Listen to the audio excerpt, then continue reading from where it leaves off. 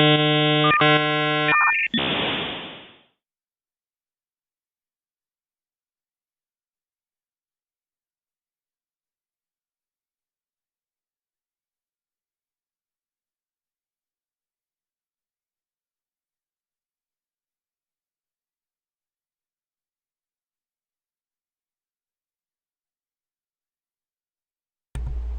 hello, hello, hello, everybody. Welcome to another exciting time. There you go. Looks like you guys are getting the feed. Good. I see my audio is jumping, so we should be good there as well. So welcome to another stream. So we will be continuing some thoughts. So last week I was working on this little Mech pilot guy, so I've done some more to him with him, and obviously you can see I started now bringing in some cloth details, right, and the furry little collar here. So I want to show a couple techniques about going into this, and I want to show some techniques today of how you can set up some great default clothing cloth. Hey Frank, welcome.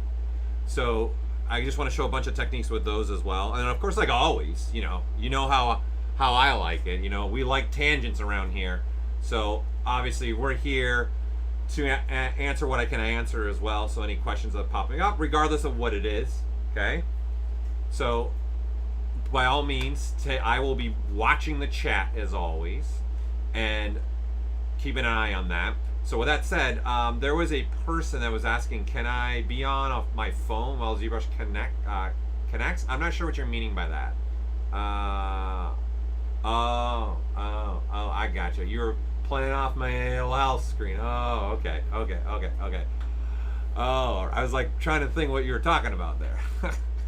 You were being funny. I like it. Yeah, old school AOL screen, right? So I'm going to just go within looking at some extra techniques that I've done for this guy. And I think I want to touch on this because I think this is an underused feature sometimes to really get some really quick stuff. And it, like fur, grass, feathers. And I know that got brought up actually. Someone was asking about feathers in the last Friday's stream. What's going on, Stefano? And Black Scorpion, how are you doing? Well, there's more than one Black Scorpion because you're Black Scorpion 786. That means there's a lot more Black Scorpion usernames out there. Okay, so let me dive into a couple little extra things here that I've done with this helmet mech face that I'm still obviously working on. So I'm just going to turn off the clothing part and look at this. I'm starting to get into the neck. I've added more details here in the face. And I want to make sure you guys see the capability that you have with also the live booleans and show a couple techniques because this makes it really easy for designing.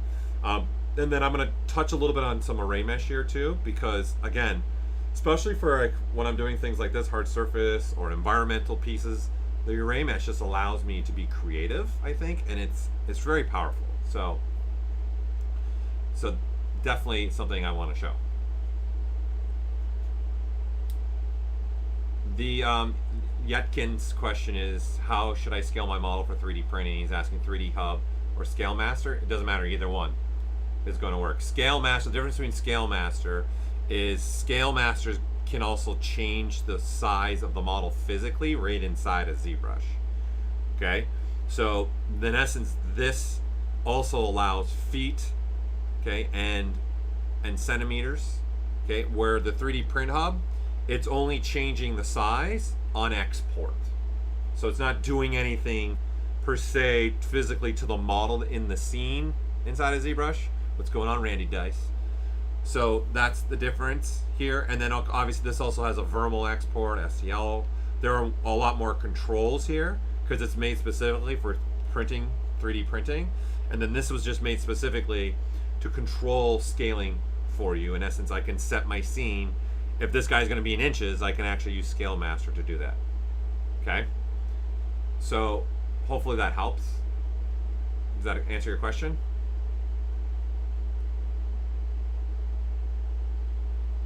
So Well, and as far as the summit, I couldn't say what's going on with the summit yet, unfortunately. Okay, so one thing that I want to cover in here really that I think again is very valuable for me, and it allows me to change the design up, especially when I start doing things like right here with inside that mouth, or right here, or even this area here. So if we quickly just look at really what this head's made of, right? This is literally the base mesh, and I think this is important to understand too when you're building and designing. Is think about it. You're going to take advantage of your sub tools. You're going to have subdivisions. You have Sculptors Pro. There's so many things that you guys are going to be able to use. So instead of trying to cram everything, right, into one mesh, i.e., I want to put a vent up here, right? Instead of actually changing the topology to have that vent, I'm going to use the topology to create a different item. So what I mean by that is, in the last stream, I made this for you guys really quickly and showed you the technique. So what I like to do is reuse this new topology. Okay, so yeah, I'm going to discuss cloth dynamics a little bit today. Yes. Okay. So what I'm going to do is switch to ZModeler here again, and taking those blue faces right there, right? So this is temporary painting a polygroup, which again is holding the Alt key and painting, okay? What I want to do is kind of rip it off, right? So it becomes its own mesh here, in essence, and it's separated, right? It's its own now piece of geometry. So I'm just doing that, and I use this a lot. And the reason why I'm doing that is I want to now create, like a vent that's kind of going up the head and going down here, and then obviously there'd be air circulation through here, right? So instead of trying to make something else that would match this silhouette and this flow here, just reuse this, okay? So what I'm going to do here is I'm going to pull on this, hold the control key, and I'm just tapping the Alt key to just swap between polygrouping, just so I have different polygroups, okay? And now you can see, again, we've got a separate piece. But what I'm going to do is I'm just going to grab this and say, okay, I'm now got another piece of topology that's following the exact same line. So obviously when I turn this on, you get something like that, right? So this new piece I made, so what I'd like to also do is I'm going to crease that corner there and crease that corner there, so I get something more of what I'm looking for, and I want these creased as well. So we have something like this, okay? And now the benefit here is I want to actually, okay, use this now as a driving force to create some new design element, okay? So what you have to do is split this, right? So I'm just going to say split to parts, because right now there's this part and this part. I'm going to say split the parts. I'm going to say, okay, go ahead and do that. And now I've got this piece, and now you see I got this piece as a completely different subtool, right? So now I've got this being ready to be used. And so what I'm going to do now is just start using this. So I'm going to hold the Alt key and in gizmo mode, so I get along that line. So I'm holding Alt and clicking, okay? And then now I'm going to say, okay, that's aligned. Well, I don't want it to be that wide. I want to do something maybe more like that, okay? And I'm going to push this in now so it's intersecting with the surface, okay? And what I'm going to do now is, because I have live Booleans, I'm just going to turn this one to subtractive, and you can see this is now subtracting out of the surface. Okay, so this is one of the reasons why I like working this way. I now have this one piece that I can just change and do whatever I want with it, right? I can even come in here and say, okay, you know what? Up here, okay, we're gonna just do a single polygon. I'm gonna add more topology here, right? So what I'm doing is doing an actual Q meshing out, right? So I'm adding this because now I want this to also dig into the surface. And I'm just don't need that creasing there anymore. And this creasing. Okay, so I saw a question coming through disabling the creasing. You're only going to get creasing if the edges already are creased, right? So if I'm pulling on this, these edges are creased, so that's why you're getting these creased. There's no disabling it. It's whatever this is pulling off of, it's going to give you the same edges on the other side. Okay, to answer your question, right? So if I uncrease these and didn't extrude, you can see there's no crease there now. Okay. Yeah, we're gonna get a little bit into FiberMesh too. Yeah. Okay, so that should answer your question there for this. So again, back to this. I am now using this to start creating a little bit of design element. So I'm gonna switch to QMesh, and I want the opening maybe to be like that, right? And this is kind of why I like this. I can kind of see where I'm going with this. What do I like about this? And then, you know what, I'm gonna even do a little more with this. So I'm gonna mask just edges. So here, I'm just gonna put this in solo mode so you guys can see what I'm doing here. I'm just masking these edges here, right? And then I'm inversing them. So I'm using the Z modeler ability to do that. And then now I can put a little taper there. So of course what's gonna happen is this starts to get a little taper in there, right? And then I can just keep doing this kind of thing. So, okay, I want to change this up a little bit. Maybe it's more like that. It's a slower transition out. So this to me is just really powerful because I'm not sitting there trying to figure out how would I cut all my topology up, right, on just this head, right? To get something like this, I'm not having to worry about that because I'm using the other mesh below it, right, to do that. And of course, I know that the angle is matching because I took it from the head. Okay? So, I'm not sure I'm on. And I'm just catching up on some conversations that you guys are having. Okay, so this concept and this idea, I want to go even further with this. And again, this is kind of why, for me, live Booleans is a big one. Okay, so let me just turn everything on. We don't need that one again. And I got a couple other things here that I've been playing with, designing wise. Oh yeah, see, like there's a jacket, which we'll get to, right? So, looking at this piece, and let me turn off the one I just made, right? Through here, you can see now how I made something like that happen. And now what I want to do is take that kind of concept and continue it on and start adding details like that, those vents right there, or anything I've done here. Okay, so this is where you can have a lot of fun with this. I mean, just taking the same simple idea that I did up here and let's expand upon it. And so what I'm going to do is switch to an insert mesh brush. I'm going to switch to an IMM Boolean. Okay, and I'm going to click on this and start using this as a design element for me, and figuring out maybe I'll have happy accidents in essence here. Okay. So what we've done here is I've got a head that's sitting here, right? That's low polygon. Okay.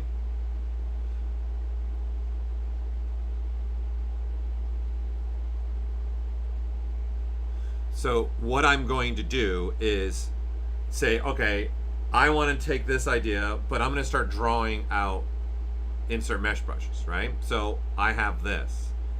Right, they're just these pieces, whatever I have selected through here along the top, okay? I'm gonna go and say, well, let's do a little something else with this. Let's insert like a cube. It doesn't matter what it is, right? It's not really relevant at all, okay? So I'm gonna go ahead and size this way down so that it's tiny. It's not relevant what the object is, and it's not relevant about the size. It just wanted to be small enough so it's not actually affecting your model. Okay, that's really it. And so this is sitting right below this head right here. So what I'm going to tell ZBrush to do is make this a subtractive. So you can see in the back here, right? You can see it's in there making a little square here. Let me turn off the furry thing here. Okay, you can see it's cutting into the head right now, right? So now watch. With this particular brush, I'm going to say, okay, maybe I want to do a panel somewhere on this. Maybe up through here, let's do a panel. And so I draw out and I instantly get a result, right? Something like that I wouldn't have thought of I'm just letting happy mistakes happen here, right? What's going on, crazy friends? Okay, so if I want it symmetrical, I can do it symmetrical. So now I've got it on both sides. You know, you've got this little cool, and I kind of like that. This is what I mean by kind of little happy mistakes happening to you, right? I don't know until I start messing with this. So I'm creating a workflow for me that allows me kind of experiment and try things out, right? It's just drawing things out and seeing what I like and kind of just what sticks. I like using this blade a lot. Can give some really cool different kind of little accents through here. Or that's kind of, see, that's how I did that part right there, right? And now maybe I want this to carry up now through there like that. I want something like that happening now at the front. Okay? So this is allowing me to select anything in here, right? So we can select something like this, and let's put something like that on the back. Okay, and then now here's where some wonderful fun can start happening for you. I love it, wonderful fun. Okay, so when you switch to the gizmo, I can cycle through this and watch it change. Right, so like, see, something like that is crazy that it's got nice spherical shape here, and I'll even turn on dynamic subdiv, and then I can, maybe I want that a little bit smaller, and I'll position it here. I'm going to turn on local symmetry over here, right? So I can start doing something like this, okay? But at any point in time, I can try something else out. Maybe I like that better, okay? Or maybe this piece, so we'll do something more like that. So you can see how I got that piece right there was using this right here. Okay, so this is kind of why I like this workflow. It opens me up to just design, and it's about working in stages here, keeping it simple, right? Using the new ZModeler features to create the base of this head, and then going off this. These are not 3D alphas. These are actual 3D meshes. Okay, so again, if we solo out, you can see they're actual meshes. So I'm inserting a mesh that's set to be used as automatically as a subtractive with live booleans. Okay, so I'm setting myself up for that. So if you wanted to create your own, you got to set your things up for this. Okay, so what I mean by that is if you just switch to any insert mesh brush, you'll run into some things here. So this is the IMM Boolean insert mesh brush, right? So if I say I grab model kit, this one's not set up to be used for the way I'm using it. So if I draw this out, you see it's just a flat plane because what's being pushed in is the back part of this, right? And if I was use the Alt key, then see I can get something like that, which that's pretty cool, right? This is what I mean by I would have never thought of making that design, and then I'm not at the mercy of the topology. I'm just throwing things at this right now, making this work. Okay?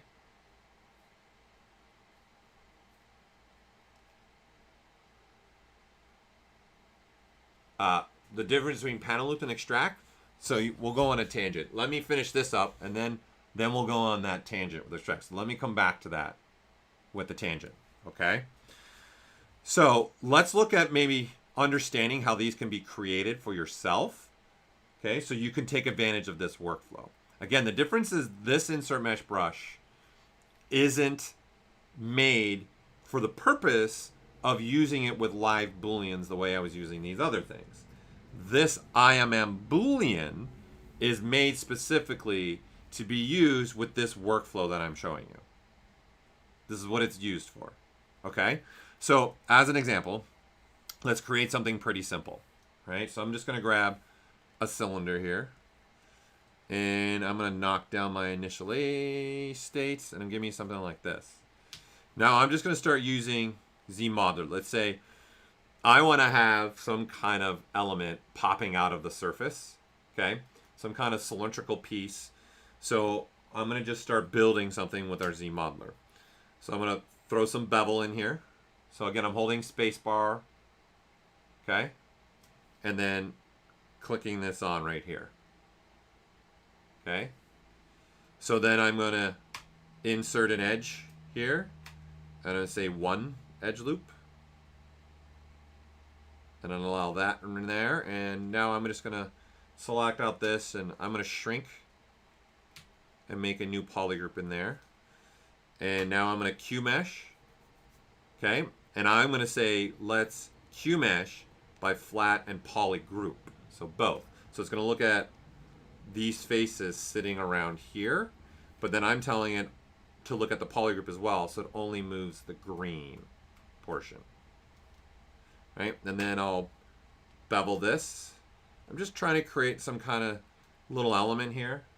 I definitely want to turn on dynamic subdiv because I want to see what this is going to look like if I was to divide it down the line. Okay? So I definitely want to throw some creasing at this. So I'm going to crease that. Okay, and actually I'm going to crease by polygroups because that's what I'm looking for.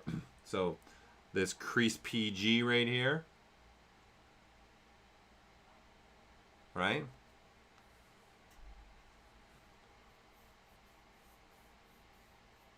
I'm just reading what you're saying.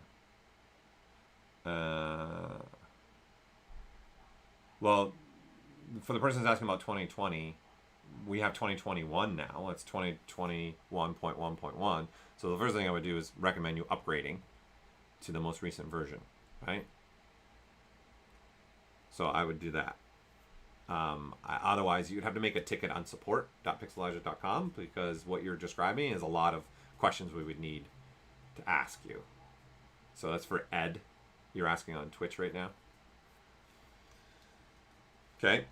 So, Camille, I'll come back to what you're asking for edge extrude, which I showed that last week, but I want to finish this idea off. Okay.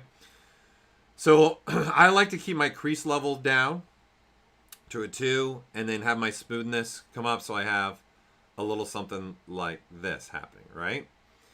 So I can keep going on this, right? I can keep inserting edges here, here, and then I'm just Q meshing by the poly loop, pulling up and give me something like that. And you notice I keep changing poly grouping, and I'm doing that on purpose because I know I can just come over here and hit a button, crease by PG, and I know this will already have the poly group and ready for allow me to do the creasing, right? So this is a great way. Unfortunately, crazy friends, I can't speak Spanish. I can only speak English, unfortunately. Sorry. I am not duolingual. When I was younger, I could speak French. But unfortunately, I can't speak any Spanish. No Espanol. So, here's something that I actually now like to do with the new features. Okay?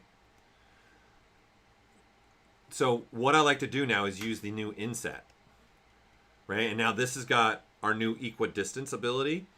And this is kind of why I like, here's an example why I like to use this. Because when I do this, I'm going to say, okay, let's do polygroup all.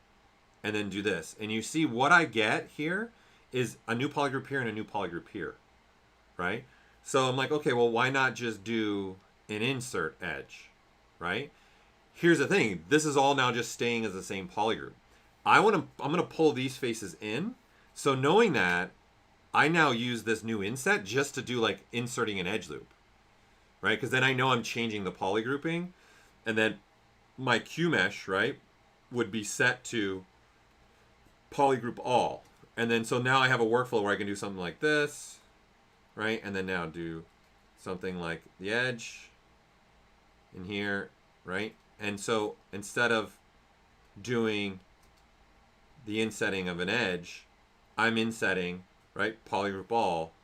And then see, I can get a new polygroup. And then I can switch back to Q mesh, pull that up. I've found this to be quite useful for me, using that actually as a way to quickly get polygroup changing and things like that, right? I've found it very, very, very useful. Okay.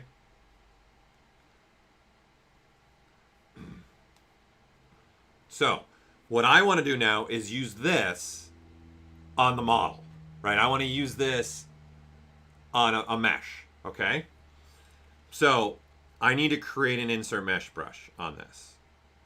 So by default, you just look at this, right, and say B, create insert, and I'm going to say new. And now we come back to my model here, right, in here. And now I'm looking at what is it that I want to have done. Well, I'm inserting things that are already set to a negative. So when I go to insert this, this is what I get.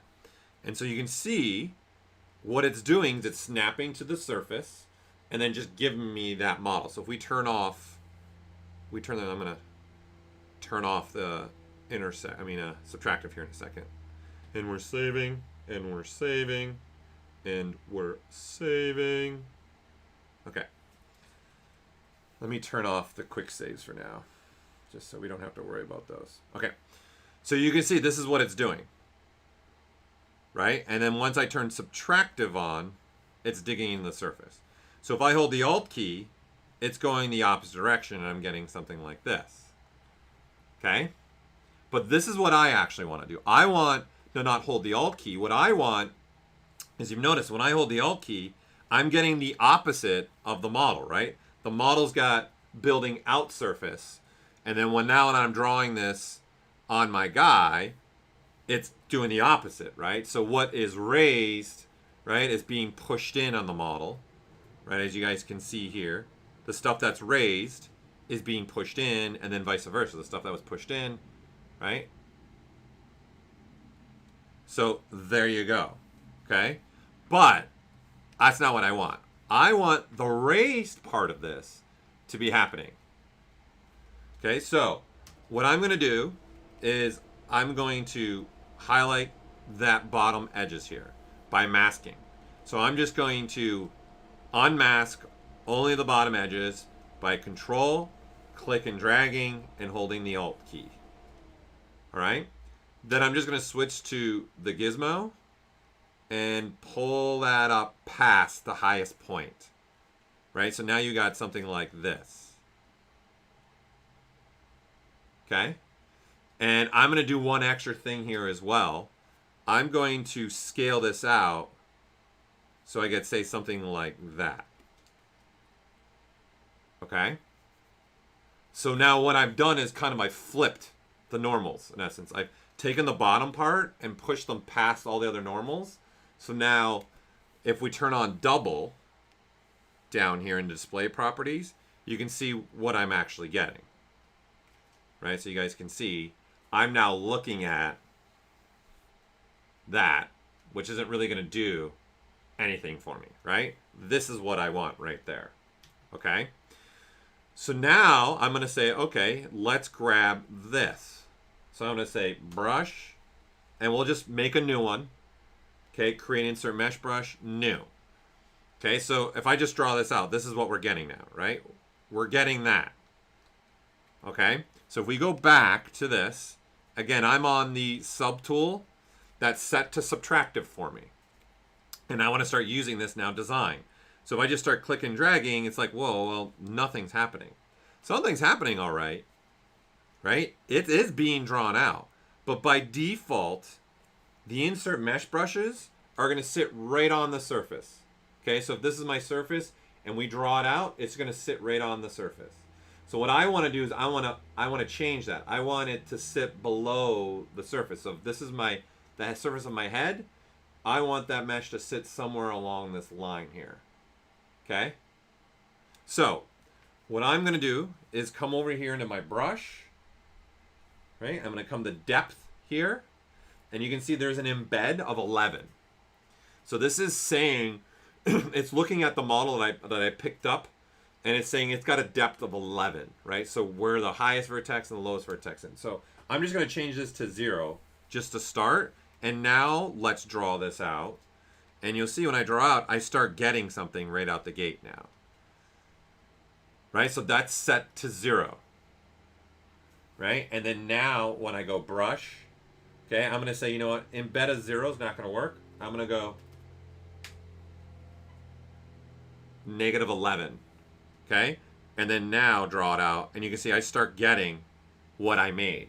So it looks like I'm going to need to go a negative 10 here, just because I wanted to pop a little bit more. There you go. right? And then now I just made something that I can just draw out wherever I want, right? Then if I'm on something that's more flat, you'll get stuff like that, right? So this, I'm telling you, this for me is just such a very powerful way to work, right? It's allowing me to really just throw things at something, see what's working, and it's a non-destructive workflow. So this is how I started designing this stuff, okay? What's up, Daisuke? So, someone asked for a tangent a little bit ago, okay, about what was the difference between the panel looping and then just using just the extract. Okay, there's some big difference, and in fact, I'm going to use panel looping on the jacket later on. Okay, but to just give some general overall knowledge. Okay, is let's just grab something simple. Let's grab the demo soldier. Okay, I'm going to divide him up. And let's just only look at him right now. That's all I really care about. All right. And then I'm going to say, okay, let's actually even turn this even into a Dynamesh, right? So right now it's got clean topology. So I'm going to say, let's Dynamesh this. Oh, Dyna. Oh, Dyna. Right? So for those that know the artist, I'm singing Oh, Donna song. Ricky. Okay? So now, the difference here, okay, is for extract, right, it's going to be used by masking, okay, and then this is a great way, this is going to go into the segue of making clothing here, right? You can just make a quick mask here, right, through, and this is maybe the article of clothing that I want to have. Okay, so just mask out what you want this to look like. So I'm going to go straight across. Let's go in through here. Right, I'm even going to, let's hide the arms. They're in my way. Right, so that way I can get in here and mask this up a little bit better. There. Happy little trees. Happy trees. Right, and then let's make the shirt a little bit longer. Okay, so the difference you're going to have here is I can just use a mask, come into here, and click on this extract ability, right? So you only have a couple controls here. All you're going to be able to control is your thickness. Okay? And then so I hit extract, and it just gives me that item. So what it's doing is it's ripping off, right, the model's geometry from the mask. It's looking at the mask, taking that, and then making it pushed off the surface, creating an internal surface inside and a surface behind. So the only thing I can control really here for the most part is how smooth that surface is going to be and how thick that surface is going to be, right? So if I want a little bit thicker, I can say 0.03, hit extract, and then see I got a thicker surface. And then this is just giving you a quick little visual. Okay, so obviously that's pretty thick. I might even go lower, 0.01 for this particular thing, and extract that. Okay? Okay, so now that I have this, okay, and that we go through this, that's all I'm going to be able to do. When I hit extract, I hit accept, this is what I get. Okay? Whereas with panel looping, you're going to get a lot more control. Okay, there's more preciseness. There's more things you're going to be able to do with the panel loop, right? Because you got all these other options here that you can use, right? So if you can use a masking, but panel looping is really dependent on polygroups, okay? So as an example here, I'm going to turn off the line. So we're just looking at polygroups. So let's kind of do something else here. I'm going to turn on something here that is going to allow me to say, okay, I'm going to start building some kind of like chest plate sci-fi hard surface thing here, right? There's something like that. Control W. That's got a new polygroup. And then now you can see I can create new surface without actually affecting the other one. So anytime now that I'm creating something new, you can see I can't go into the green or the other blue. I can only go on the blue that I first touched on. Let's make these be different. There we go. Oops. Like that. Right? And here we'll make this one be a different color just so it stands out better. Right? So you can see this is being driven, okay? And by the way, crazy friends, there are other artists that stream on here that can speak Spanish. Unfortunately, again, I unable to speak Spanish. Okay, so what I want to do is I want to smooth this out. Here's something that I think what was an additional feature that I don't know a lot of people know about this. And I want to say we added this, I want to say in 2020, maybe 2019. So what I'm going to do is instead of smoothing out like just with my regular smoothing brush, okay, so if you're looking at just smooth, right, this is just going to smooth the surface, right? That's all that's going to happen. What I'm going to do is I'm going to come down here to the brush palette, right? I'm going to go to smoothing here. And in here, I want to do weights. And you can see there's actually 10 smoothing brush right here. Okay, so what I'm going to do is I'm going to use the last one, which is groups intersection, or you can use number 6, group borders. So I'm going to go to number 9 here, okay? So I'm going to hold the shift key, right? And then I'm just going to, while I'm holding the shift key, move this to 9. Okay? And then now I can smooth these borders out through here. And I'm doing this by my hand, right? I'm deciding where things get smoothed now. So this is a great way for you as a user to locally decide how you want these polygroups to smooth out. Okay, so I find this incredibly useful because there's times where I do only want maybe certain parts of the polygrouping, okay, to do this. So this is giving me just by hand, right? Obviously, this idea and this concept, if I undo back, okay, to this where it's not clean, you can globally do it right here, right? So there's a polish by groups, and then it'll just polish it, right? And then I can come in here and even polish it more if I want to. Okay, and right now I have another setting on, which is masked by polygroup.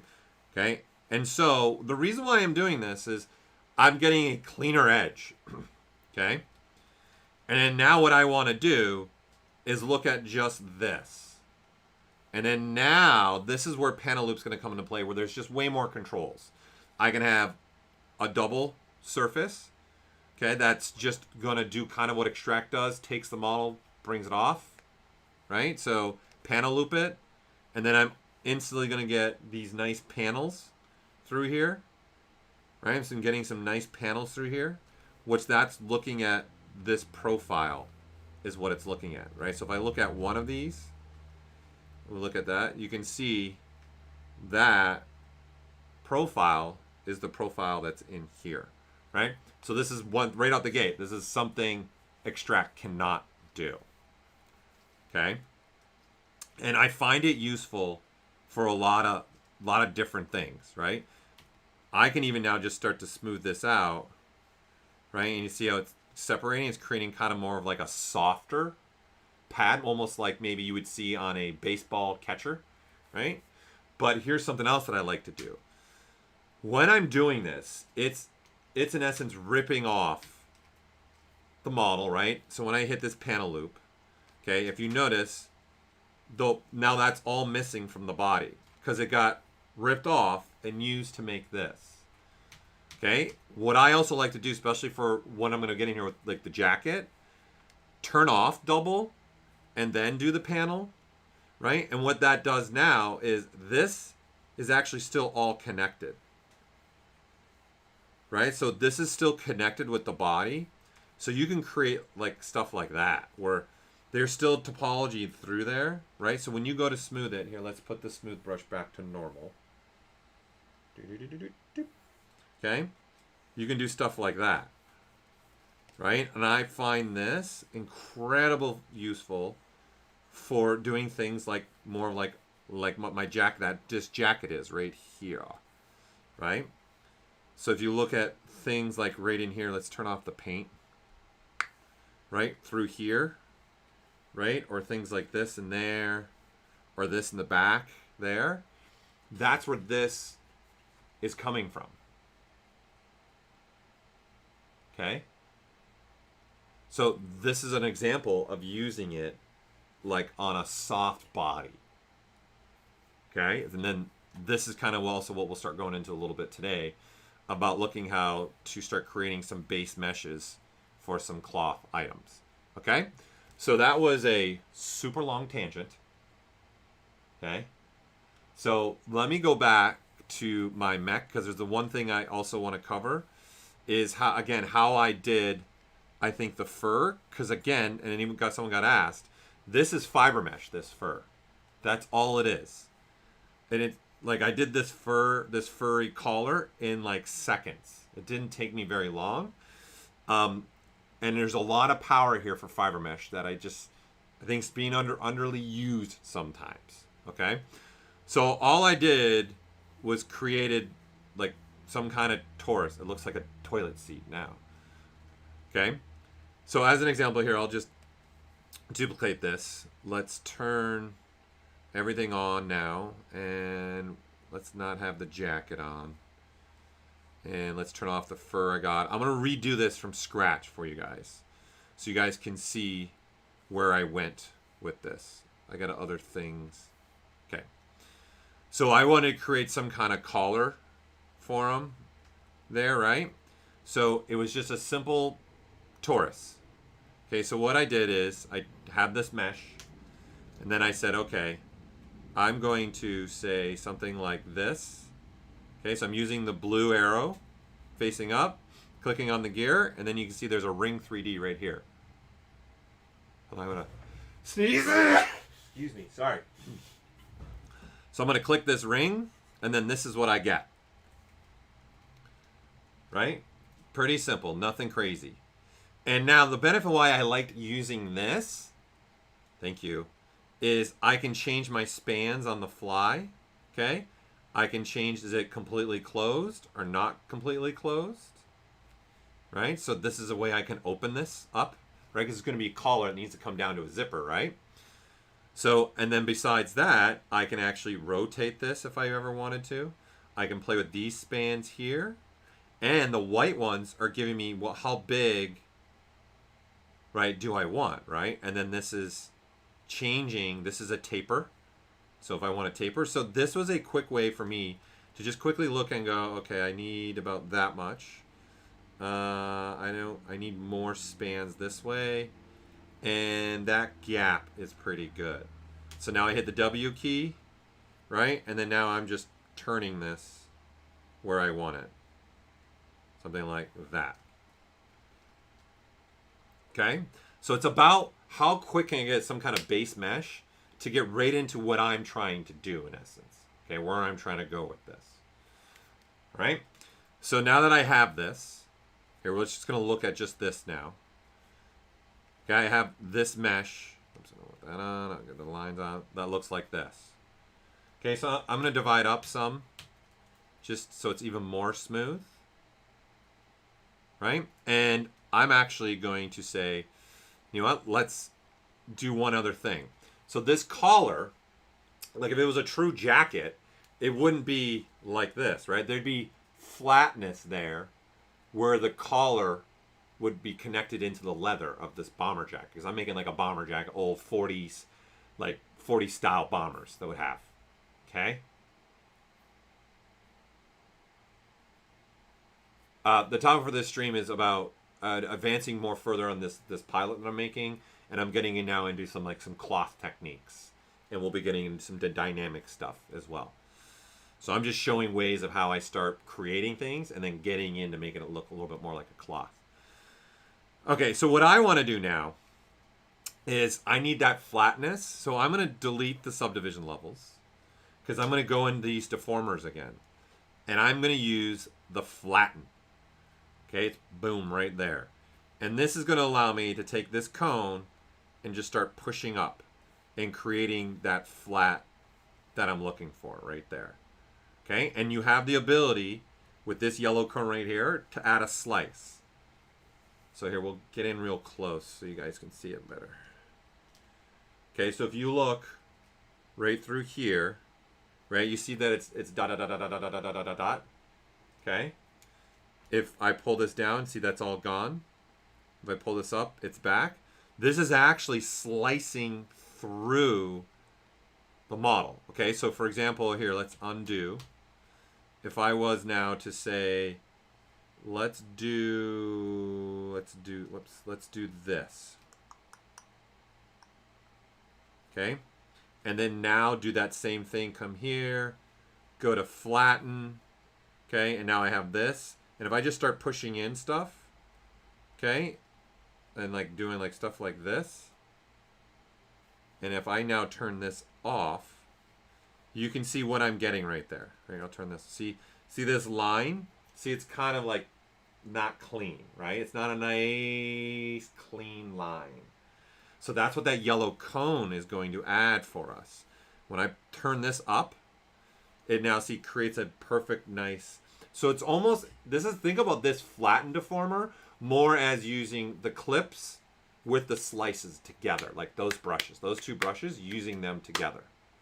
Okay? Fixie, how I turned on the magnifier was Shift M. Shift M. And then you have settings through here in your options here. You have magnifying glass settings here. So you can make your radius bigger, you can make your zoom, you can make it have no curvature so it's not distorting anything, right? So you can do whatever you want there. Okay? So that's all. It was Shift M again. And it's right here, the button. It's right here. And then you can see the shortcut. Okay?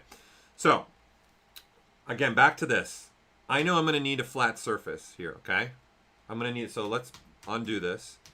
And the deformers are based upon my gizmo orientation.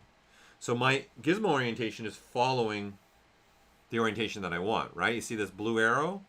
This blue line is pretty much parallel with here and here. So then when I go down this flatten, I'm going to get that as a result, right? So now that deformer is actually following the direction that I want. Okay?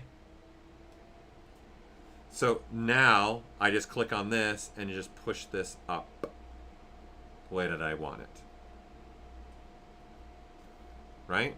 And then now you got some flattening thing like that happening. Okay?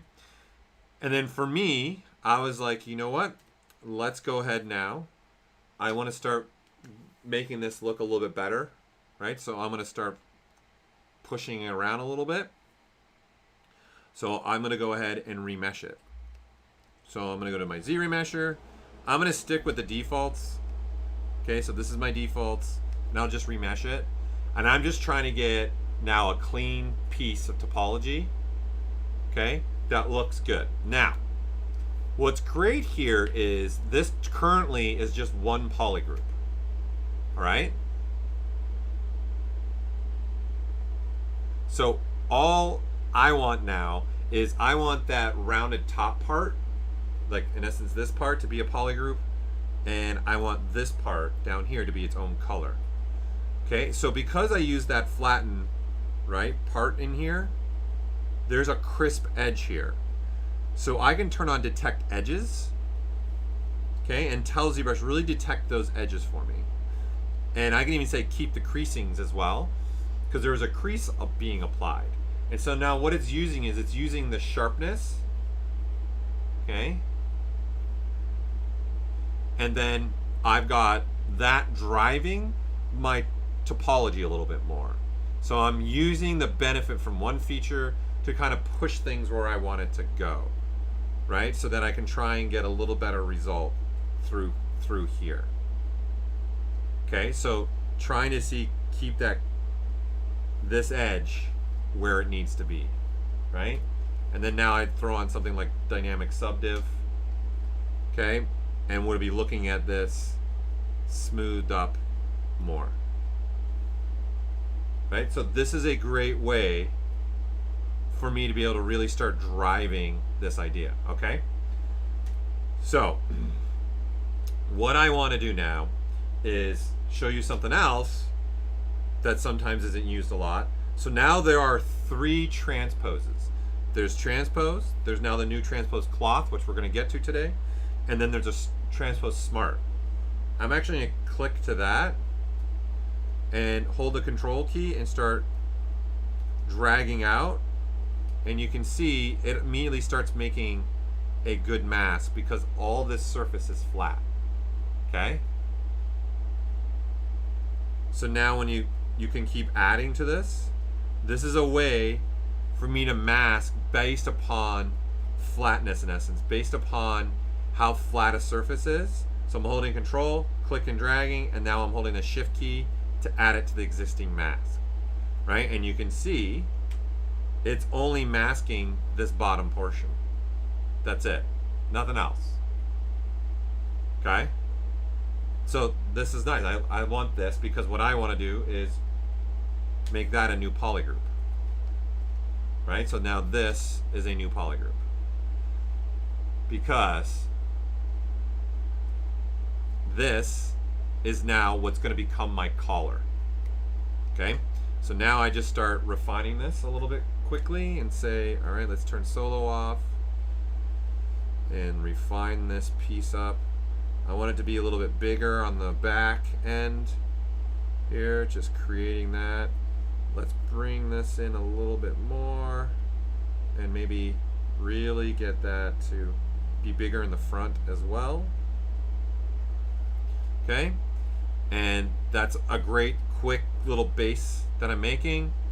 Now what I want to do, okay, is I'm going to switch back to the normal transpose and I want to mask off that bottom polygroup.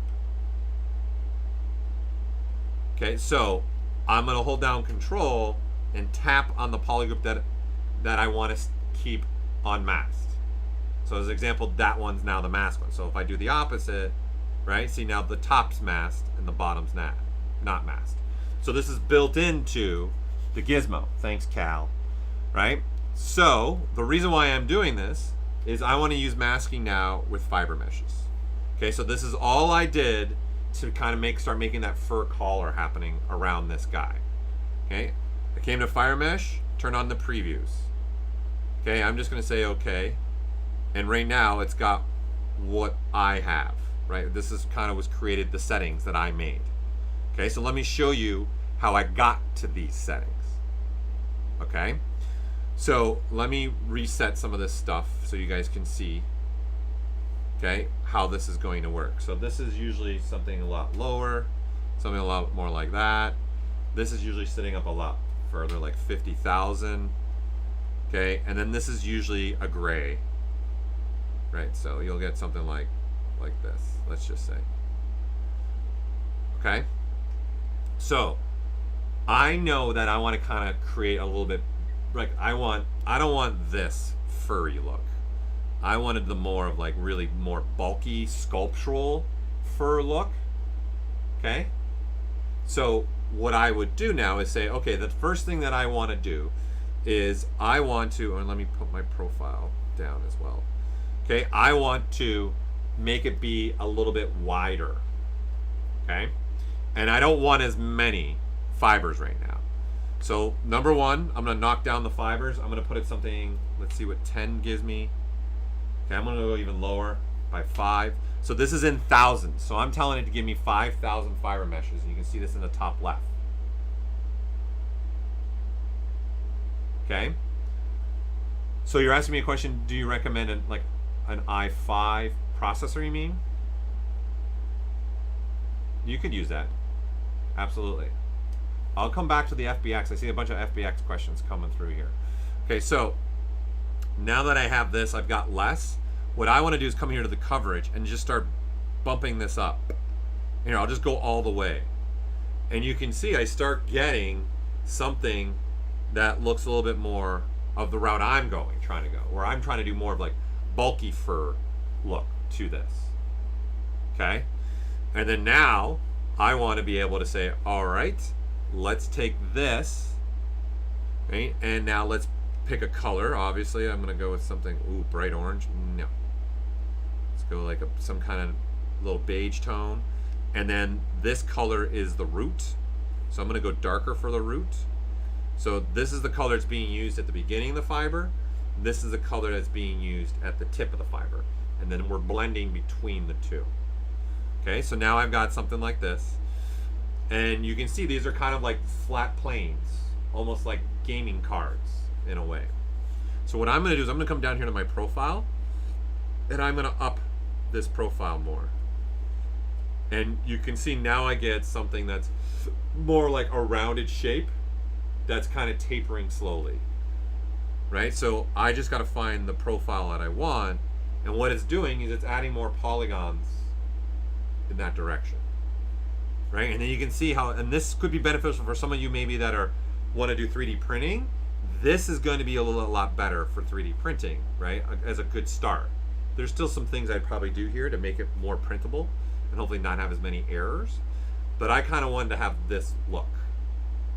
Okay, so this is a great way to start using this. This is a fiber I'm building from scratch. I just built from scratch right now. Okay, so we can make this look like anything really, right? So if I, for an example, if I drop this profile down to 0, okay, now I want maybe something a little different, maybe, I don't know, some kind of more like a leaf look, or even a little bit more like a feathery kind of look. I'm gonna say, okay, I probably want more length for that, right? And I'm gonna actually make the gravity go up now. So now he's gonna have like some kind of more like feathery look, or I don't know, maybe there's gonna be leaves here for whatever reason, okay? And then now I'm gonna say, okay, let's do a little more than this, okay? This coverage is controlling how wide, right? So you can see it looks now more like spiky grass. Now it's more like a big bladed grass kind of a feel to it. What I'm gonna do is I'm gonna open up this width profile, and I'm gonna change the width profile now. So I'm gonna say, okay, I want the root to start kind of skinny, right? So here, I'll come down here so you guys can see what's happening here. And then I'm gonna make another dot by clicking, and now it's gonna start getting wider there. And so I'm gonna put that wideness. So you can see this is starting to look more like a leaf or even a feather. Okay? And then now coming up, I can control this however I want. And now I can say down here, the segments are how many polygons that I'm going, right? We're gonna get to the gremlin, don't worry. And so if I add more segments, it's in essence adding more topology per mesh. And right now it's twisting as if I was twisting it like a towel. So the twist is on right now. So I'm gonna turn the twist pretty much off. Let's just turn it off to 0. And then you can see what we can get. Right, and let's not forget, people, you don't have to go with color. This has already got UVs that can be attached, so I can throw, hey, let's throw a texture on it. And you can see this texture is being applied now to every single one of those fiber meshes. So I can grab whatever I want, right? And it's going to be applied to the fiber mesh. And if you're using pure black, like this star, so the star has something, and then if I hit this, it's got a pure black background. So then the star itself, right, is just going to be applied, and then the black background is not being shown. So this is a way that is super scary now. To be able to go from, do you want to use the color, or do you want to use, say, an image? And then 100%, this can be used with dynamics. Right? So if I got now something like this, okay, I've got this mesh, right? I'm gonna accept it now. I'm gonna say accept. I'm gonna say no, don't move the fast preview. And now I've got a mesh here, right? So if we start here, we'll turn on the floor grid so you guys can see. And let's actually move the floor grid up more, just so it'll hit it faster. Yeah, let's go there. Okay, and let's also, below this, let's insert a cylinder, just for another shape to have. Just want to have something else that these feathers can mess with. We'll make this one smaller. Okay, and then we'll duplicate this, and we'll make that one a little bit bigger. Okay, so let's just look at just only the feather stuff, okay, for now. And look at these pieces. So this is the feathers. I've got the toilet seat, which I made the feathers from, okay? And right now, I got the feathers selected. So ZBrush is seeing this, and I'm gonna come over here into my dynamics, and I'm gonna tell it what I want it to see. So I'm gonna turn on my gravity, okay? I'll put the defaults back to this. So this is your default settings, okay? So the minute I go and change any one of these actions in here, it's gonna calculate the volume. So what it's doing is, I've got feathers selected right now. So that's the mesh I want something to happen to. Like, I want that to have things done to it with all the other meshes that are visible right now. Okay? And then now I've got my resolution set at 2400, and I got my iterations set to 300, okay? So in essence, the simulation, okay, it gets ran, and it's calculating, and the feathers are start interacting. I'm telling it to do that calculation 300 times. So what this slider also is gonna help you guys with is maintaining kind of the size of the mesh. I'm gonna show you a different way of doing this when I get to my gremlin. All right, so I'm just gonna say only gravity, and you start, okay, running the simulation, and you wanna start running through the process here, right? So I've got these feathers, see, they start to collide with the surfaces, right? So I can even switch now.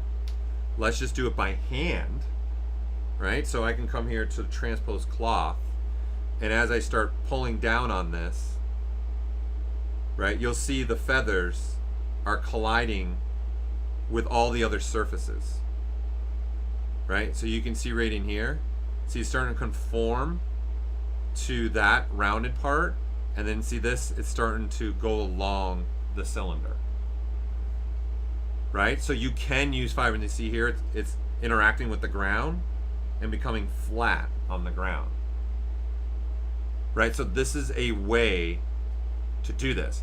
And besides that, you guys could even just have some other fun with this, right? You could just grab any, honestly, you can grab any mesh, really.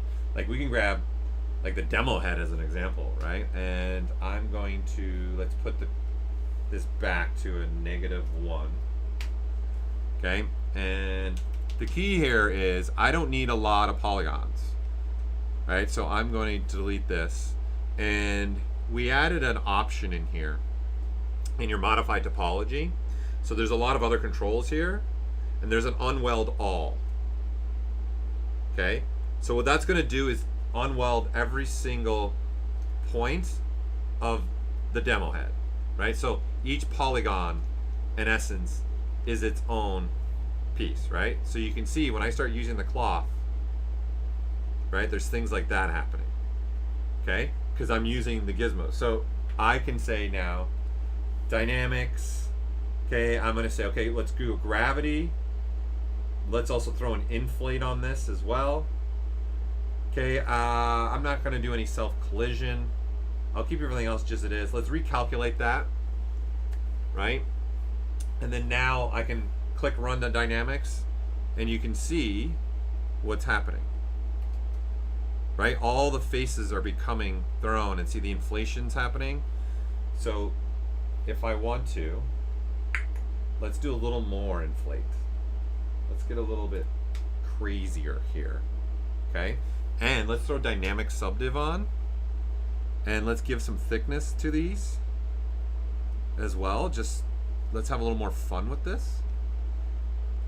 Okay, and I'm gonna do a crease all, right? So now you got something like this, okay? And then post subdiv, that's good enough. Okay, and then now run your dynamics, and you can see they're popping out and inflating, and then you see they're like little pieces run going into each other, right? And you can see once it hits the ground, right? So if I click and stop, they're just going. So it's like little, we turn the head into a snow globe, right? So all it is it's taking every single individual polygon now, right? And they're all being ran by the dynamics. And then once it hits the floor, it's colliding with the floor. And because I have a gravity pulling on these, and I've got an inflate, they're inflating out and being pulled. So that's why it's creating kind of that dome look. Because as this is happening, that's what's happening here. Okay? So, since you guys have been asking, let's move on. So you guys are asking, here's my gremlin. Here's his state. He looks great. He's doing good, right? So I want to have some fun, and of course those that I'm sure have seen Gremlins too, right? So this is where I'm at with him as far as sculpturally for those that were asking where he's at right now. So I was able to get the torso done and his shoulders done, and he's starting to get ready for prepping for me to be able to print him out. Okay, so I wanted to have some fun with this and create things like this, right? So this is how this is all going to work now. So now what I want to do is create some clothing. I want to create a hat for him again and create something very simple like this. So the approach is what I'm going to show you now, using also with what I have for dynamics, okay? I think we were going to call him Zed, right? Z-E-D, because he was made in ZBrush. That's his name so far, Zed. Okay, so let's recreate this kind of outfit. All right, so this is how I did it. I said, all right, let's append a plane. So I've got a plane, right? So this is what we'll be looking at, something like this, right? And then I said, you know, I need a hole because I needed to go, you know, around his neck and down his body. Okay, so I'm just going to deselect a section. Okay, something like this. But what I would probably want to do first is, you know what, let's put this plane kind of where I want it to be on this gremlin guy. Okay, so first thing I'm going to do is I'm going to throw my dynamics back on, and I'm going to give it some thickness. Okay, and then now I'm going to say, all right, I need it to be, oops, I don't want to be using the transpose cloth right now. I just want to use just good old transpose. Transpose. Right, and then position that there. I want it to start right about there. Okay, since this is not touching like his ears and his head, I don't want those subtools actually showing, right? I don't need those subtools in the calculations of, and I obviously definitely don't need his teeth and all this. So we can turn all that off. I don't need the horns. I don't need any of this stuff. I'll keep that. We don't need any of that. I don't need his mouth and his eyes. I just need this. Now he's scary looking. So this is all I need. So I'm going to take this now and say, okay, now I'll throw on some transparency here and say, okay, I need to create a hole right about here. Right? I need that hole. So it's just a simple selection. And I'm going to do a delete hidden now. So now what I have is this. Right? It's just a simple plane. Okay? And now what I want to tell ZBrush to do is, this mesh is the one that I want dynamics, something with dynamics happening to it. Okay? So up in here, I gotta go, okay, I don't want any inflate. I definitely want gravity, right? And I'll just keep the simulation iterations at 300. I'll keep my firmness at 1. I've dropped my inflate, so by default that's 1. I've dropped it to 0.2. And what the inflate controls is the gap between, in this case, the gremlin and this little poncho thing that I'm about to make. Okay? So I don't want that gap to be really big between, right, the cloth and his shoulders, for an example. Okay, so I want this to be at a 45-degree angle instead. I want something like that. All right? So now, the best thing to do is, I've got this new mesh selected, is to recalculate. Okay, because if you don't, ZBrush is actually still remembering the old calculation which in that case was with the feathers, right, and the fur, and then there was cylinders, it's still remembering that, okay? So I want to recalculate this and tell ZBrush, no, there's new subtools involved here, there's new meshes, okay? So in essence, wipe the board of that old calculation and let's start all over again. So this is why I'm clicking on that recalculation, okay? And then now if I hit run simulation, you can see blah, blah, blah, blah, blah, blah, blah, blah, and then when it hits the floor, that's what I get, okay? So we need to start having a little bit more control when we're going to start doing this, okay? And number one, I could probably just switch to, right, the transpose cloth, right, which will allow me to just, I slowly pull on it, and you see I can pull up and down. I can bring it in and then start pulling on it, and you'll see that the cloth keeps moving down the body, right? Because the simulation is a constant thing. It's just, we'll keep running. If I keep pulling on it, it's going to keep running and running and running and running and running, right? So that's not what I'm looking for. I want to have a little bit more control to this, okay? So I'm going to start pulling on this, and when it hits the shoulders, okay, right about there, okay, I like that. I want that to stay right about there. So I'm just going to mask off that portion, okay? And then now here, we'll do now, run the simulation, and you can see it's now falling. And you see it's still going, like look at the back one, it's still moving, everything's still moving. The simulations are still happening and happening and happening and happening over and over and over and over and over again, right? Because I've also I told it to run those simulations 300 times on this model. So one thing that comes in handy is the more the iterations you have, the slower it could get, okay? But the more accurate it's going to be. And then number two, what it's also going to do is really try to maintain the original size. This is not the original size of the model because it's being stretched a little bit enough that it can reach the ground, okay? So what I'm going to do, and this is something for all of you, if you're trying to make an article of clothing or something else using this, I'm going to show you guys ways I would use this also for skinning. For skin is a great way too. So what I'm going to do is come down here. Before I do any simulation, I'm going to store a morph target. Okay? So now that I have a morph target on this, let's start again running that. Here, I'm going to dock this just because I'm going to be running this so much now. Okay? So I'm going to say, let's run it. Okay, hits the shoulders. Okay, okay, let's mask those off. Okay, good. Run the simulation. And then there you go, right? So what's happening here now is the size of this is not changing. It's staying the same size as here. Okay, so if we do this, here, let's delete this. Let's make this actually even smaller. Just so you guys can really see what's happening here. Let's make this be a tiny, maybe it's gonna be a scarf going around them or something like that. Yeah, there, right? So let's do it without a morph target so you guys can see this. Okay, so I'm gonna start running my simulation. Okay, there, that's good. So let's mask off those shoulders now, right? And now let's just run the simulation here. Okay, so now I got something like this. This is still pulling and pulling on it, right? So my iterations are set to 300. Okay, so click the stop, right? Let's now drop the iterations down. Let's just put them at like say 50, okay, as an example. And now run your simulation. And you see that the cloth is getting longer, right? See, it's almost gonna hit the, watch, if I let this keep going, it's gonna hit the floor.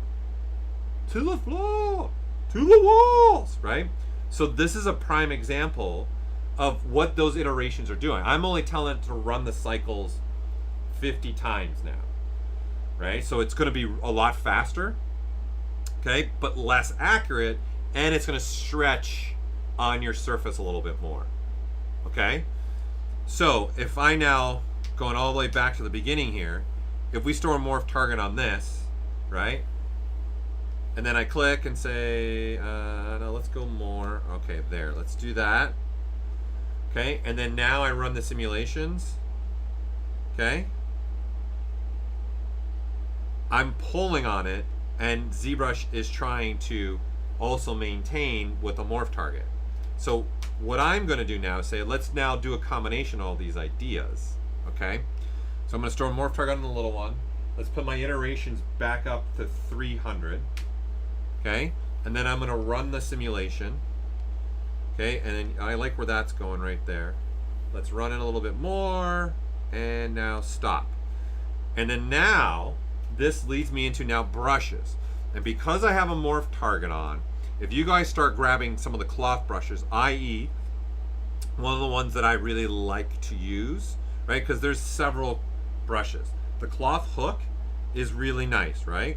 Because it allows me to just pull on this. But you see, as I'm pulling on this, I can't stretch. It's like just trying to stretch this. See how it keeps snapping back?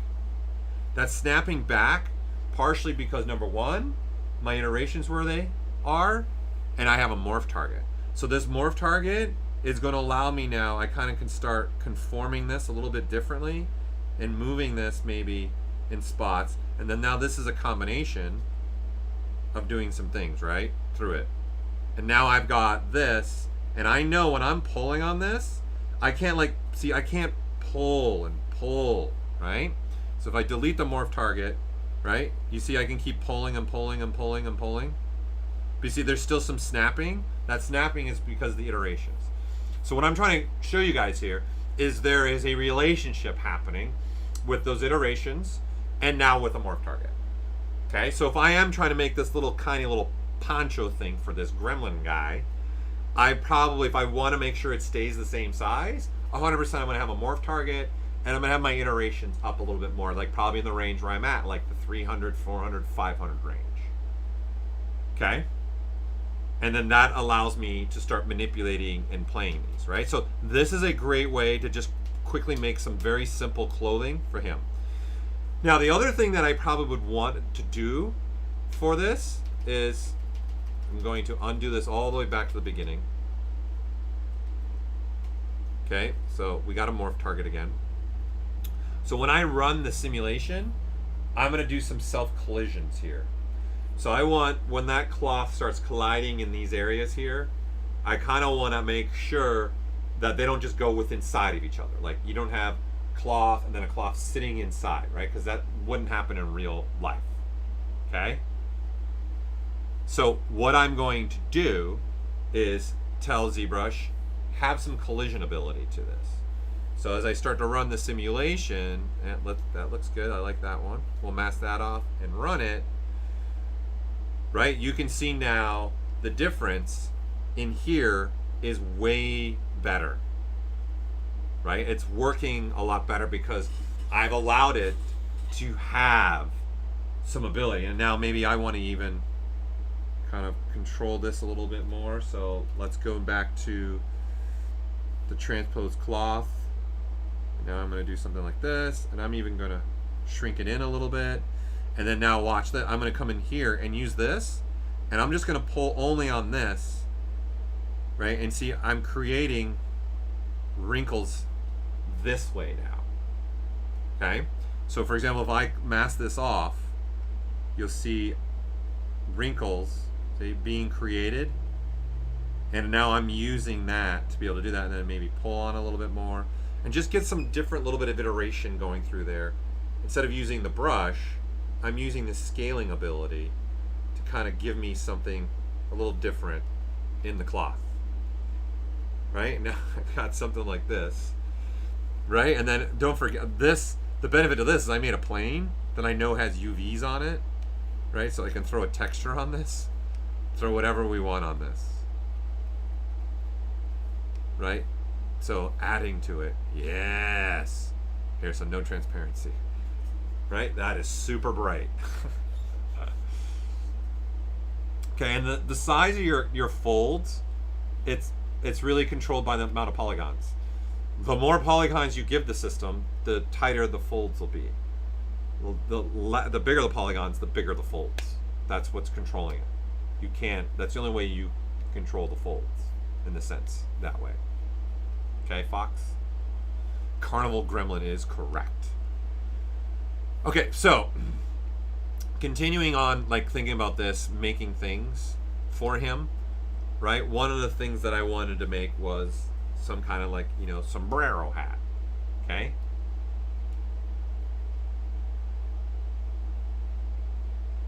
Yeah, Yetkin, I'm going to get to that when I move to the jacket. I'll show you how I did that with the jacket, okay? So, again, guys, the whole idea here is when you're going to start using these dynamics, you don't need a lot of topology. And in fact, the topology is best to be the simpler, the better, okay? And especially because now we've added the dynamic subdiv thickness ability and things like that. So i.e., when I wanted to create this hat, it's just simply grabbing, like I just grabbed a sphere as an example, right? And I said, all right, let's have less topology. Let's say something like this, right? So I'm going to delete this, okay? And now I'm going to use ZModeler, and I'm going to use now the extrude. Okay, and if you guys were in with me last week, we covered all these options in the previous stream. So I'm going to click right on the ability. Oh, hold on, I've got multiple subdivisions, and let's turn off our calculations just so I don't want to be working with that right now. So I'm going to be pulling out a surface and then holding the Alt key, or just, I'm sorry, tapping the Alt key so I can switch to an edge loop. And I say, okay, I want it to come out like that, then it needs to come like that, then it needs to come like that, right? So I've got this going on right now, okay? But what I can also do is, how about I do a span of 5 rows, oops, okay? So I can do something more like that. Okay, and then remember, you guys can control this. Hold the control key, and you can change that. And again, I'm just saying the number of rows. So for me, for this guy, 5 was good. Right, so I just want 5 of them, and then I had something like this. Right, so let's put that on him. This is where the fun stuff comes into play. There he is. Right, now let's append this hat now. Yes, that looks ridiculous. Let's put his head back on. That's going to be useful now. Okay, let's make sure I don't have transpose cloth selected. And let me just move this up. Let's make him have a different one this time. Let's make him like a small little hat, like a little one that's just boop, going to sit there for him. Okay, and then now this is where we're going to take advantage of dynamic. I wanted some thickness maybe, and you can go with something like this, right? So now I've got a good start, and I'm going to turn off post subdiv so it actually softens. So you guys see the difference? So the post subdiv is telling ZBrush when to add the thickness, okay? So with it on, it's adding the thickness after whatever this smooth divider is set to, so it's 2. So in essence, we're smoothing it twice and then adding the thickness. If I turn this off, it's going to do the opposite. It's going to add the thickness, then do the 2 subdivisions. Okay, so this is important because if I want something more like this, then that's what I would want. Okay, so I'm going to stick with the post subdiv. I'm good with that. And then now this is where you know what, I don't even want any thickness. And what I want instead is a micro poly. Right, so now I just grab something that I want. Let's grab this wire one. And then now we've got this transferring across the whole hat. Right, and then I can make them bigger by dropping, right, the dynamic subdiv ability. And that makes it, if I want that bigger straw hat or, you know, a tighter straw hat, what am I looking for? Okay, and so now this needs a little bit of, like, you know, some cloth love to it. So then this is again the beauty of this system that we're creating. It's only 1,100 polygons. But what we're really looking at is 2 subdivision levels of that.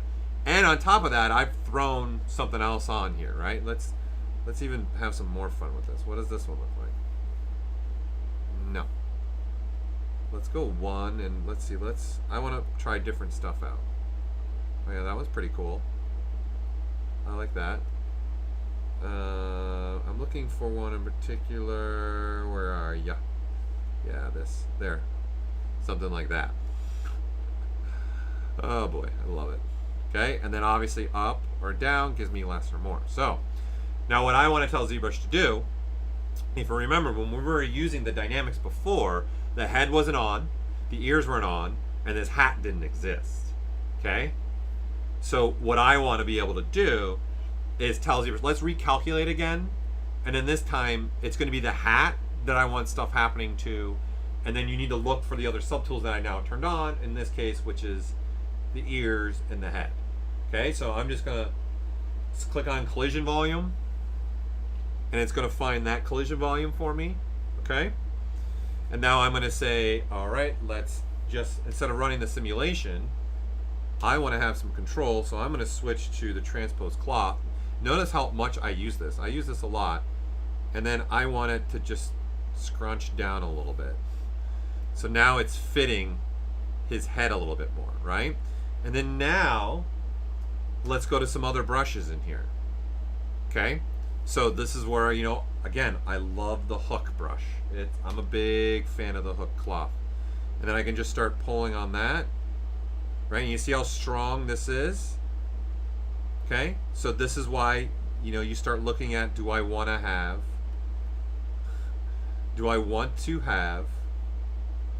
a morph target? And then I'll smooth this out. Yeah. Smooth that out a little bit. The hat has seen better days. Sunny days. Right? And then I know while I'm moving this, I'm still getting some cloth deformation happening in here. And I'm looking at, right, with a micro poly. So if I turn this off, this is what it's looking like. Right? But if I turn it on, it's a whole nother world now. Okay? So no, there's no way to add for the deformer, remesh by union in the deformers. Is that what you're talking about in a custom menu? No.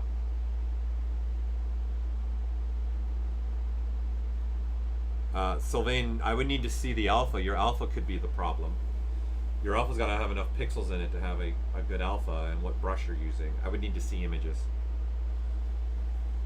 Okay, so this is how, again, it's about staying simple. What are ways to just quickly get to cloth, all right? So let's now move on to the jacket now, right? And how I take this, because this is also going to combine a little bit the panel looping and other things like this. So all I did for this is took the model that's already shipped with ZBrush, right? Which is in here, this guy right here, this Nick Zuccarella, Nick Z human male model. This is the model I'm using in here right now, right? So I just grabbed this, and I wanted to make like a really fast, quick jacket and see what I could do with this, right? So since I have a model like this, right, I'm going to use this to my benefit to actually create the jacket, all right? So what I'm going to do is tell ZBrush, all right, we've got this guy, let's duplicate him, okay? And now I'm going to use him to create the jacket. Okay, so what I need to do now is, okay, I just saw your question. One thing that you got to be mindful of, if you're saying your alpha, so in the alpha palette, right, you're saying it's a 1,000 pixels by 1,000 pixels, is what you're saying, right? I gotta remember. Give me a second. Let me show you something. Might be in brush. Don't remember where we put it. Okay, this. Okay, this is the adaptive size, right? check and see if you have this turned on, number one. Okay, see if you have this on or not. Because this will change if you look here. So it'll change the alpha map while you're applying the stroke. So even though it's 1,000 pixels by 1,000 pixels, if you have that on, it's not going to start at 1,000 pixels when you start drawing it out. So double check that. Make sure that's turned off and that's not on. Okay. Okay. Can you tell me the best path to be great ZModeler? Well, the streams, I guess, would be really great, Yusef. My stream last week, I went on a lot of ZModeler stuff, and there's some other streams. I'd watch those, and then, honestly, the best way to get at a feature, I think, across the board, period, is now try and make something only with that feature, right? That's like, you're trying to make this hat, as an example.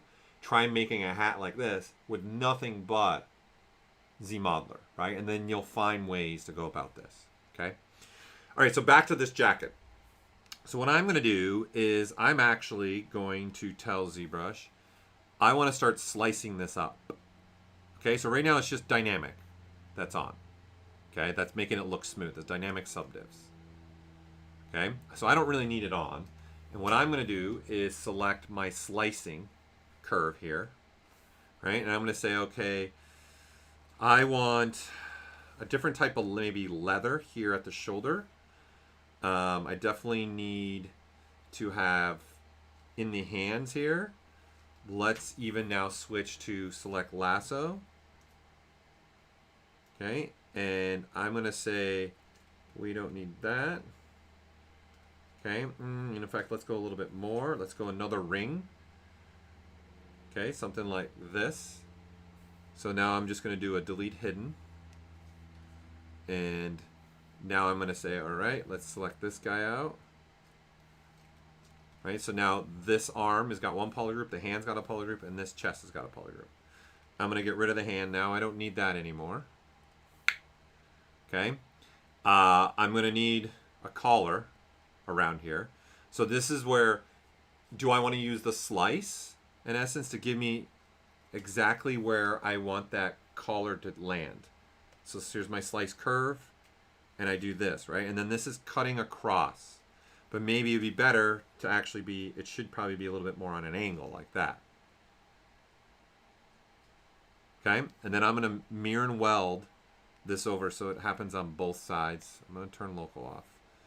Right, and what I'm doing here is I'm slowly mapping out what I want for this jacket. Okay, so I'm going to want in the back, I'm going to want some kind of, you know, little something happening through there. But I only want it in the back. So I'm going to hide what I don't want sliced and give me that. Okay, and I need a seam line here if this is going to be like a jacket.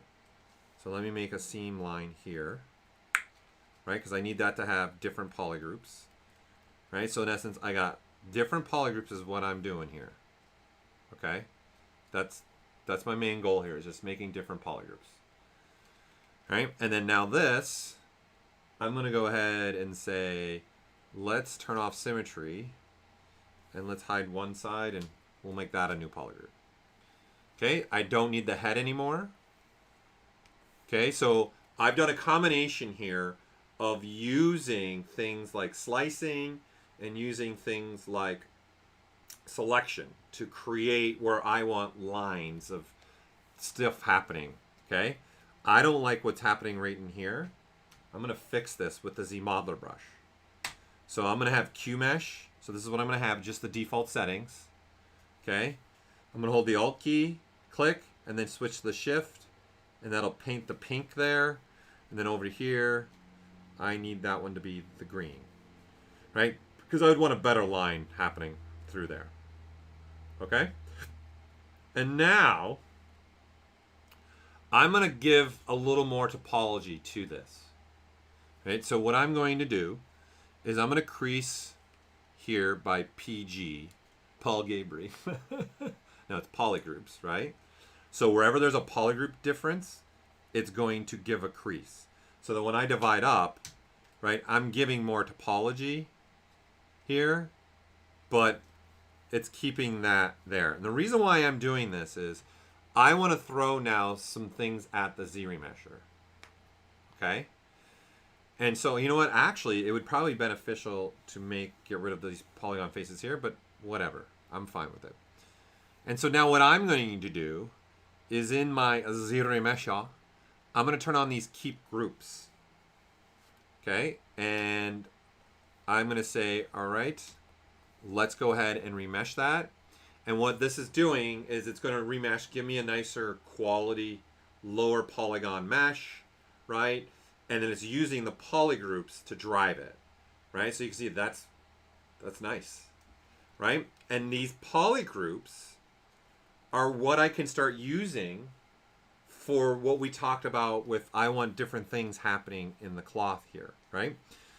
So number one, this is going to be some kind of like leather, and this is going to be more like maybe a little bit more like a cloth, like a Letterman's jacket. If you guys know a Letterman's jacket, like old varsity jackets. So I'd want some cloth down here as well. So let's go ahead and have symmetry on here. And let's just go up here and say, okay, yeah, that's good. We'll make those a new polygroup. Okay, because I'm going to want to use all this to my benefit. All right? And so now that I have all these cuts everywhere with these polygrouping, this is where now my panel looping can come in very handy. Okay? So I'm going to turn off like the double, right? Right here. I'm going to turn off the double, right? And if I hit panel loop, this is what I get. Okay, so this is now what I get. You see everything's connected? So you can see I'm getting the ridge down there now, right? And then there's a ridge there, and then there's a ridge there, right? And this is another way, something you guys could also have fun to do. Instead of doing that, you guys could also do this. This is turn on inner in panel loop, and you get something like that. Right, so let me knock down the polish so it's not so strong. We'll go a little bit lower here. Let's put it at 2. Right? And what that's doing is the opposite. It's actually making a panel. So that's a great way to make like some, if you ever want a character, you want to put tubing around places. I'll use this technique for the tubing, really quick tubing real fast. Okay? And I'm turning double off because I want everything to stay connected. I want everything, so if I smooth this, you see it's all connected still. If I keep double on, these become individual pieces. And that's not what I want. Okay? So I want to make sure this stays connected. And then now, I still have polygrouping, right? And then now you can start going through this and start looking at brushes, i.e. your cloth brushes, right? So I'm going to throw on some dynamic, and now you can start throwing this on a little bit, right? It's pretty strong right now. Okay?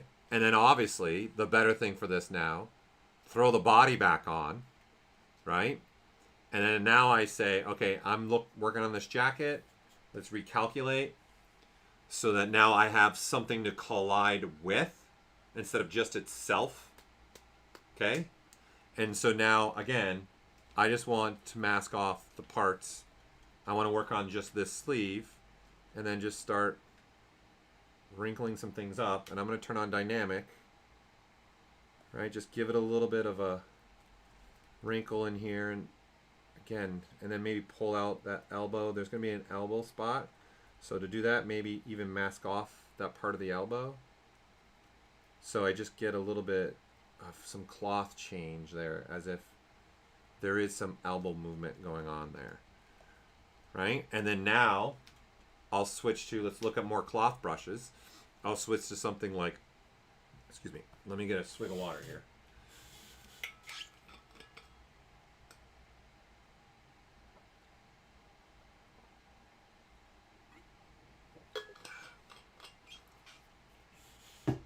Okay, so then now I'll switch to probably an inflate.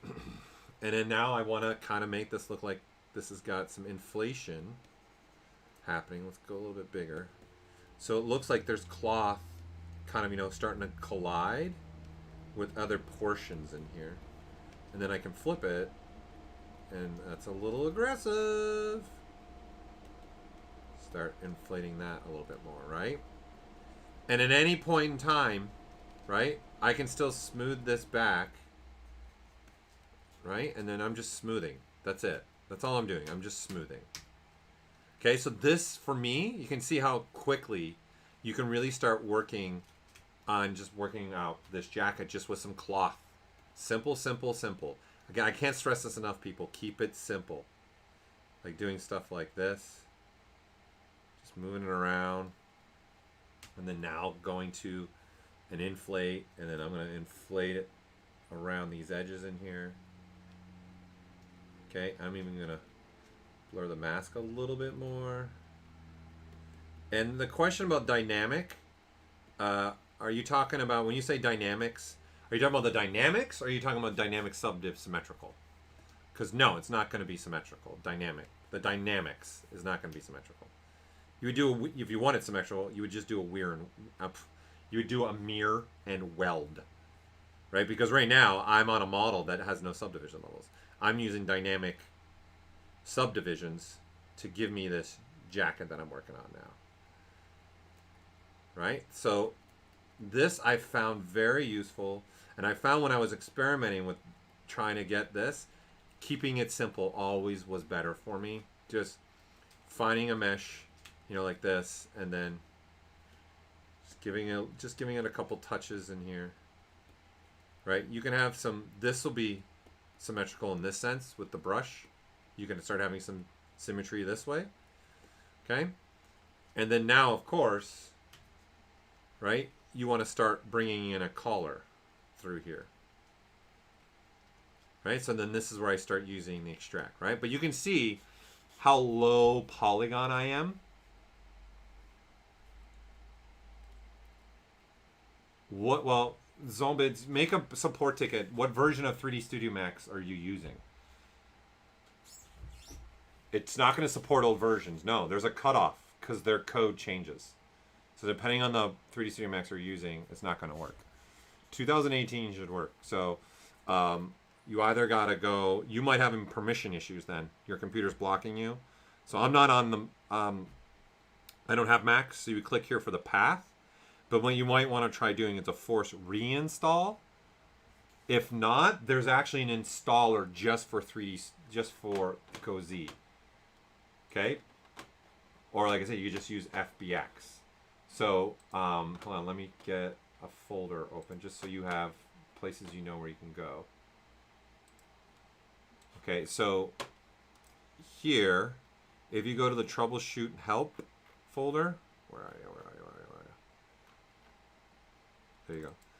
There's going to be an installer here, and there's one for Legacy 3D Studio Max, and then a newer version. So try running this one, because 2018 should be using this one.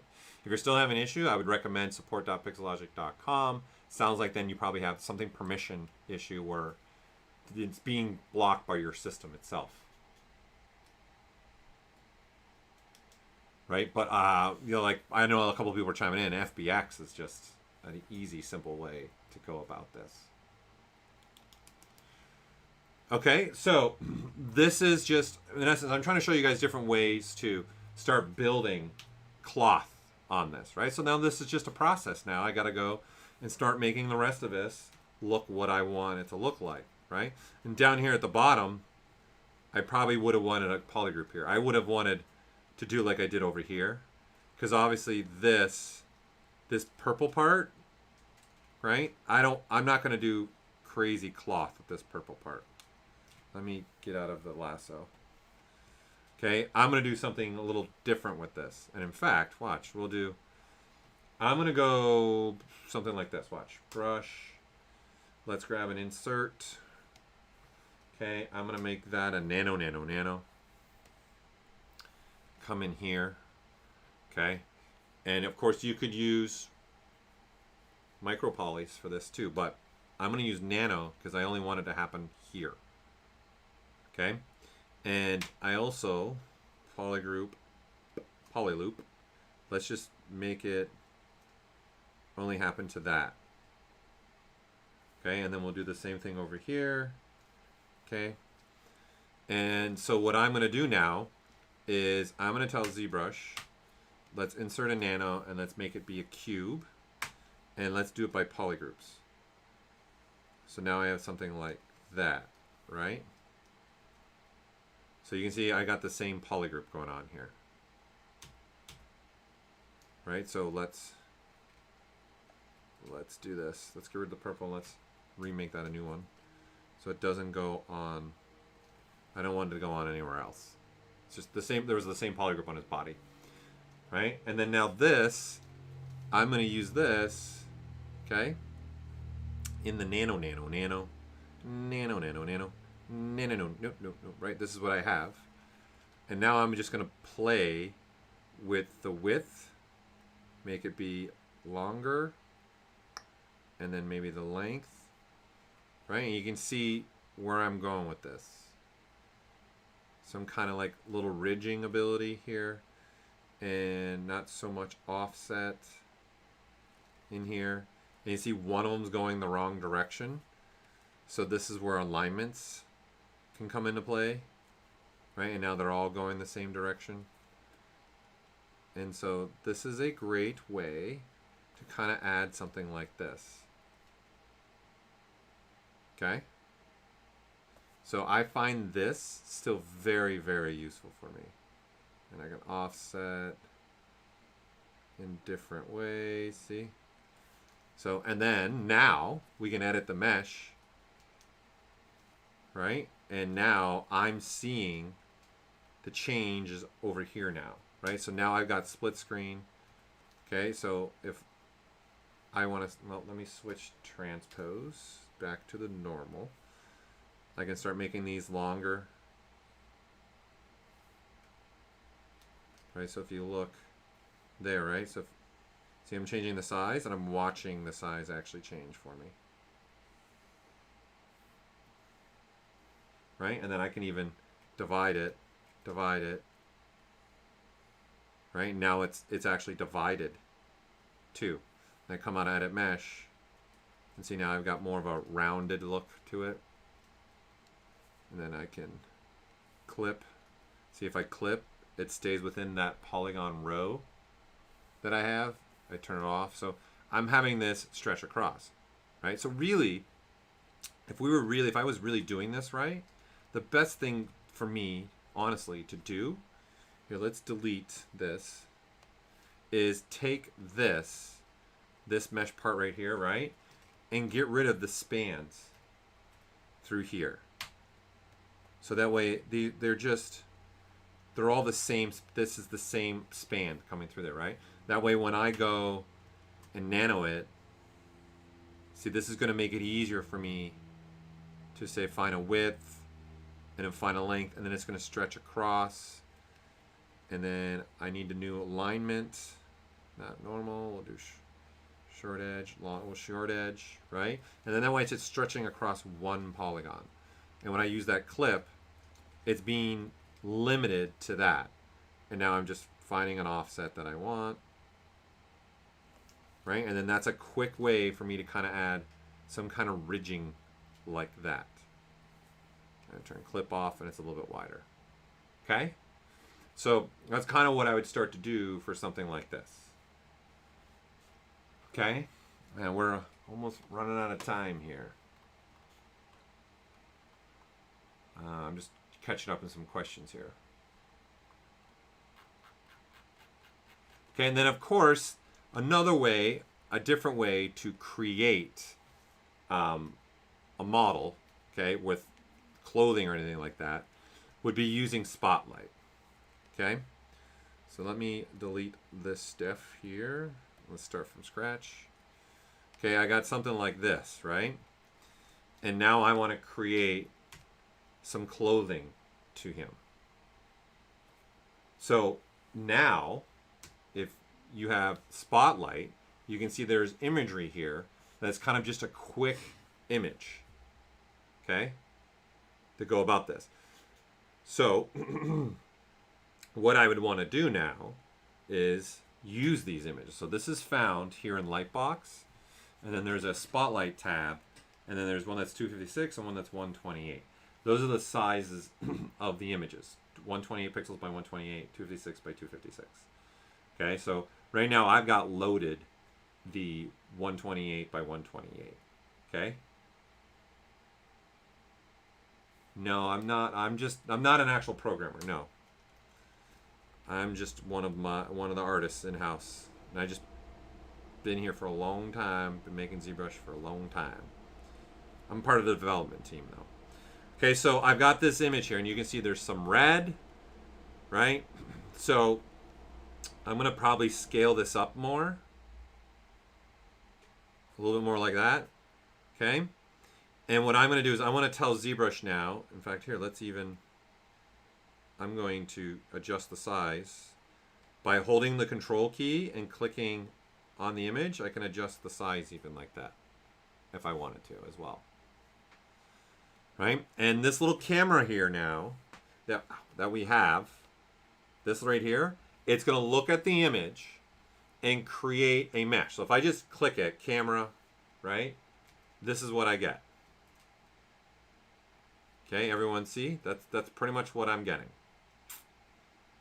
Right? And notice it's got different polygroups. There's multiple polygroups happening here. Right? So you've got polygroups happening in the front, you got some polygroups happening through this, and some polygroups happening in the back. Okay? So I'm going to go back to this. And now let's turn the spotlight on. Now let me reposition this. Let me snap to him. I'm going to snap from the top and then start moving my way down. And there, that's good. This time, instead of me just pressing the camera, I'm going to click and drag 1, 2, 3, and then let go. So what's the difference? The difference is this one now, 1, 2, 3, right? There's 3 spans now of edge loops compared to the other one had no spans of edge loops in there. Okay? And absolutely, you can make all your own. It doesn't have to be red either. It's just red because it's visually, you can see really well red between white. Obviously really, really good, right? So you can do whatever images you want to add, and wherever you paint a different color that's not white, you're going to get a different polygroup. So then in essence, that's what's happening here. Okay, so if like I go back to this guy, and let's turn this back on, and let's say if I click on this little paintbrush, okay, and then let me grab the actual paint brush itself, and then pick like a green, right? You can see I can paint actually on the image itself, right? So I'm painting on the image now. Okay, and now your difference is, so let's turn this off, and then now when I go and create this, okay, you can see you're going to get like different polygroups depending upon the color. So that's all the colors. You can use whatever color you want. We just found during the testing of this, the red line is obviously like sticking on us, no, stop, no go, right? So now that I have this, okay, I want to make this be a little bit better. So I'm going to select that polygroup. I want that polygroup. I want those 2 polygroups. Okay, and then now what I have is something like this. You know, I want a little bit wider top here. Okay, so I'm just going to add, another part, that one. Let's add just these other spans. You know, let's even go a little bit wider shoulder tank top here. Right, so now this is what I have. Okay, and now I'm just going to delete all the other topology. So I was only using this to get to this point of the model. Okay? And then now what I want to tell ZBrush is, okay, I want to use this and just quickly this is some kind of box looking thing. I want it to start conforming a little bit better to him, right? His body. How I snap Lightbox to the you're talking about in Spotlight? Here, I'll show that because it's important. Okay, so to move your Spotlight, right? You move it around just by clicking anywhere in this little orange circle part. You can move your Spotlight dial around. when you click on an image, you can see we select that image because it's got the orange border, and then the spotlight dial moves to this, right? Like this. Okay? So what I'm doing is snapping. I can snap to parts of the image, as I'm doing here right now. There's the center, okay? But this dial will also look at the mesh. And you can see there's the mesh. There's the mesh center, which is this tank top thing that I'm playing with right now. Right, so what I did is I snapped the dial to the center of the image. And now if I touch anywhere inside the dial that's not inside that orange part, right? Oh, it might help if I selected this image. I can move the image, but then it's also still going to see the mesh, right? And see now it's snapping to the selected mesh's bounding box. And you can see it all right there. And then there's a world snap. Okay, and you see you're going to make it even snap to other images. Okay, so this is, I'm actually glad to bring this up, actually. Great. So here's something that I want to show you. Let's put this guy be a little bit more in the scene. Okay, so here's something, a great way to even see what kind of shirt or pants or shorts do you even want to put on this guy. You can use Spotlight to do it, actually. I'm going to undo all the painting. Let me just reload all this. Let's start from scratch. Okay, so what I mean by that is, okay, maybe I want a t-shirt instead. Okay, so I'm going to size it up. I'm going to make sure the dial is sitting in the middle. You got to make sound effects too when you do it. Okay, then I'm going to move this around, and I'm looking for a mesh center. So the top of the head is the closest one for me, so I'm snapping it. Okay, and yes, this is, as you all know, a Lisa needs braces moment. Okay, and so now what I'm going to do is, you see that green line, that red line? That's showing you where the dial is sitting in the space of the image. And it also allows you to restrict dial movement. So what I'm going to do is I'm going to start clicking here in the middle and start dragging, and then hold the shift key. And you can see I can only move the image along this direction now because I'm holding the shift key.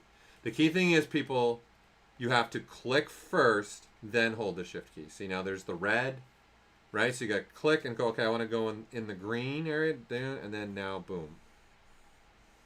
Okay, so I'm going to position this here, size this up. So I'm using all these features to my benefit to quickly put a t-shirt in play. Now, here's what's really nice now that we have about this, okay? You guys can say, okay, this is the default. I want to edit this a little bit. I want a little bit different of an image through here. There's nothing stopping you guys now to go, okay, I'm going to just move the dial away. I'm going to turn to paint. And then I've got the paintbrush. And you guys can keep adding to this if you want to.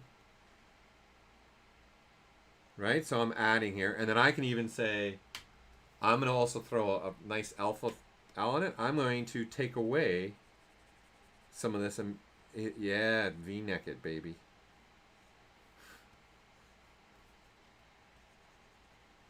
Right? And then I'm refining even the existing one. Right? And I can refine this a little bit more. And now I go and select that red. And then now I just make sure that's red. Make sure this is red. Right? And make sure that's red in there. That's red in there. And then V key and okay, so you're switching from red to black. Hit the V key, and I can actually erase things, right? So you can see you can add. So just because there's these images doesn't mean you guys can't go change it. Okay, so with that said, you can do that. But what also is nice, people, let me turn off the paint ability. Where that dial sits, here's a cool feature for you. There's a quick select ability. So because I had that selected, I can go, what's a tank top look like? What's this dress look like? Right? What's that dress look like on him, right? You can actually swap between the images, and they're going to put it exactly where the dial is. Right? So you can swap between different things. Right? Yeah, give him a swimsuit, a skirt. There's another tank top. Right? There's some shorts. So that's what this quick swap is doing. All right, so Shift Z will turn it off. Okay, so back to this now. Did I answer your question? You're good to go? Right, we're back to this where I've got now this mesh, right? And I had the body selected, which instantly gives me a thickness to the front of the body, to the back of the body. Okay, so I know this purplish part is sticking the furthest out that way, and same thing with this way, okay? So if I would probably also maybe even get a little bit smart with this if you wanted to. I don't think it's really necessary, but you can polygroup stuff off as well.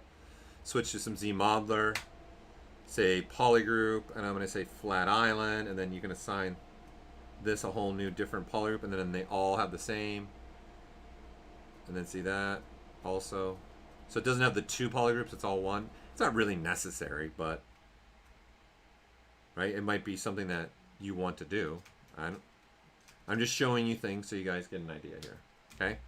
Now, what I want to do now is I want to use this for some clothing. Okay, so I'm going to say, let's come over here. All right, let's do no gravity at all. I'm going to turn down the firmness, which by default will be set to 3. I'm going to put it at 1. All right, I'm going to turn off self collisions for now. I don't want any self collisions. I'm going to, by default, the inflate here will be set to 1. I'm going to set that to 2. And the minute you change this slider and this slider, it's automatically going to do a calculation. So what it's done now is it's calculated this shirt with the model. Okay? And what I want to do now is instead of a gravity, right, I'm going to turn on contract. Right? And then now I'm going to run that simulation, and you can see it starts contracting to the body. Okay, so you guys can keep that going, and then now you see I've got this tank top that's starting to contract to what I want it to do. And now what I also want on top of this is let's go ahead and refine what's happening here. And number one, I don't need any creasing. Let's get rid of those creases.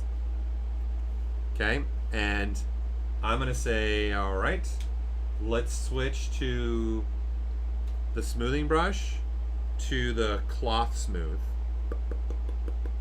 Where are you? There you are. There you are. Okay. And then now this is going to allow me to actually refine the border edging of what I'm doing here. Right? Because the vertexes are all being moved along the border as well. So I can just create a little bit better quality of kind of like what we were talking about with the polygrouping, but in this case, this is not polygrouping. This is me just refining what I'm trying to make. I'm just getting a little bit better quality cloth element to this. Like that's probably good enough. Okay, and then now, all I want to do is remesh it. Okay, so I haven't been symmetrical. Okay. So I can turn on symmetry, and then when I go to remesh it, I'm going to get a symmetrical remesh anyways. So I'm going to drop this down. I don't need 5,000. I'd say 3,000 is probably going to be somewhere around there, would probably be a good number. Okay, and then I remesh this, and then now I get something like this. Right, so now I've got a clean piece.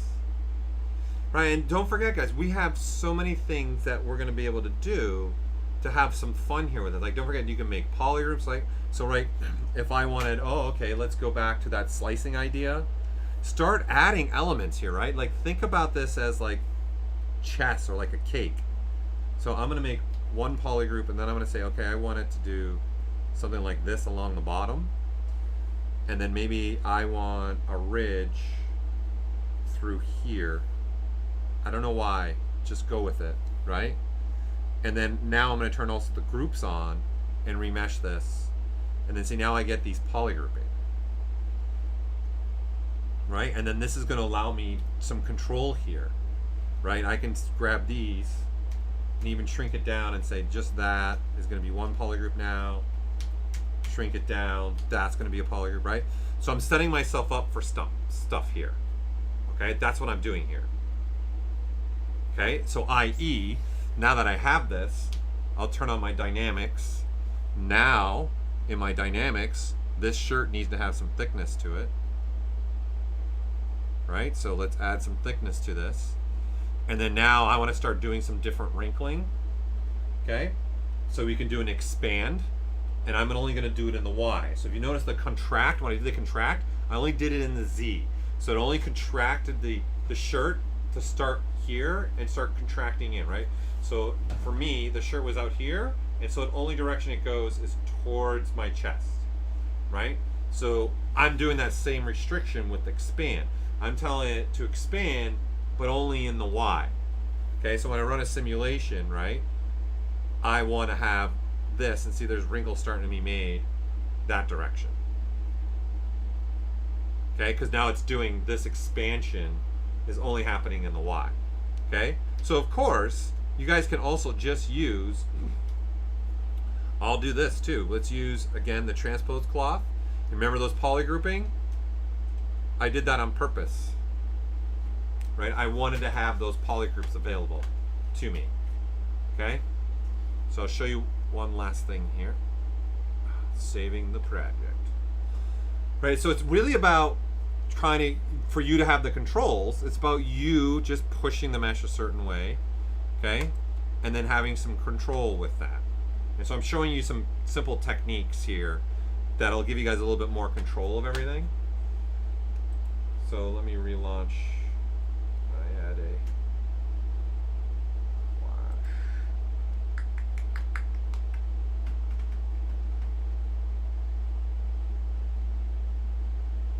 So the Z contract here. Now let me get this loaded. Hold on. Let me reload him. Ba-ba-ba-da. Ba-ba-ba-da-ba-da-ba-da. Come on. Loading. We're loading. We're loading. All right. Okay, so.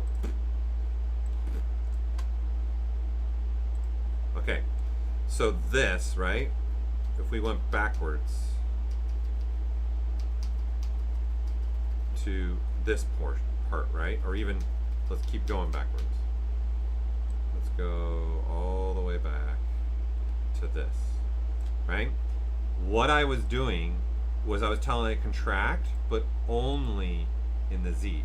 So contracting is looking at the normals, it's looking at edges, and contracting at each edge proportionally to each other, right? Deflate's just, all it is looking at normals and just pushing the normals inward. The contract is doing much more than that. It's looking at like every edge's relationship in essence. Like that edge right there has a relationship to this one, right? This one and this one. So as this is contracting, these other ones surrounding it also contract at a particular way to make it more uniformly. Okay, compared to deflate, it's just doing like a normals. Okay, so I did a contract here, right? And then that's how I got it to start squishing. I didn't need it in all directions. Okay? And so and because we got dynamics now, once it collides with the body, it stops. Okay? So we'll go back to where I was, right? So again, remember all that masking I did, right? That was on purpose. So when I'm doing stuff now, here, where'd my pen go? Right? Again, I got those masks, and just kind of like I was doing even with the other, the jacket, same thing, right? So you start using some of these brushes, right? So maybe I want to pull in a little bit of some cloth inflate. So let's see, cloth inflates over here.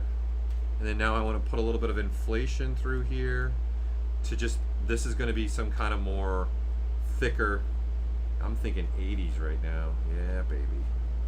Right, some thicker cloth that's colliding in a certain way through here. Right? Really bulking up, brush, cloth. One brush that's also a lot of fun to use, okay, is the pinch trails. This is going to allow you guys to kind of create like some cloth set, and then don't forget Alt key, so I can kind of control some cloth element here. And then now maybe I need to push that in now there, right? And then now brush, cloth, hook, hook, a hook, a hook, a hook, hook, hook, hook, hook, hook. And then now maybe I'll pull a little bit in here. And then now that starts to make sense that there's a pinching happening through here. Well, that's a little too much, right? Get where I'm going with this? So you can also just use the transpose cloth again and then do this, and you can create, see, horizontal wrinkles, right? So if I did something like this, everything's masked off, right? I'm only gonna get wrinkles there. If I do this, right, you're doing wrinkles and it's expanding out like that. Okay? So this is a great way to go about doing stuff like this, okay? So if you were gonna do something like, I know someone brought up like a puffy jacket, think about this again. You gotta set yourself up to make it easier, right? So set up your topology so it makes sense. Okay, so i.e., let's grab this. We're gonna do this on the fly. Let's do 6 by 6 by 6. Make that a cube. Okay. I'm gonna go make it all one polygroup. All right. And what I'm gonna do is Z modeler. I'm gonna do inset. I'm gonna inset individual polygons, okay, and I'm going to say all polygons. So what that's going to do is create that, almost like, speaking of 80s, right, it's creating Rubik's Cube, okay, and now I'm going to say let's Q mesh this as well. Let's do polygroup all, and let's do, by the brush size, let's make a couple more spans. Let's go smaller. There, let's go that many. Okay? And that's going to create two new polygroups. So I'm going to keep this all one. Okay, so now you got this where there's some gapping in there. So think about this same thing with like a puffy shirt. Okay, or the puffy shirt from Seinfeld, or puffy jacket. Okay, so now I've only got 3,000 polygons. I'm going to divide up once. Give me 14,000 polygons. And what I'm going to do is not smooth it. I'm just going to divide it once without the smoothing. So this is what I start to get. Okay? And now you want to start using, you know, some cloth stuff on it, right? Like this. Okay? But what I'm going to do is use masking once again to mask out areas.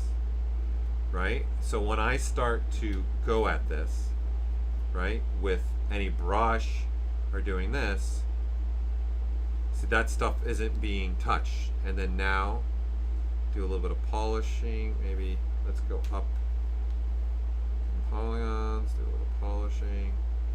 Now I'm going to say, let's go to brush, dynamics, okay? And it's going to say, look, I need something to collide with. So I'm just going to now use, I don't have anything right now, use a little bit of some inflate.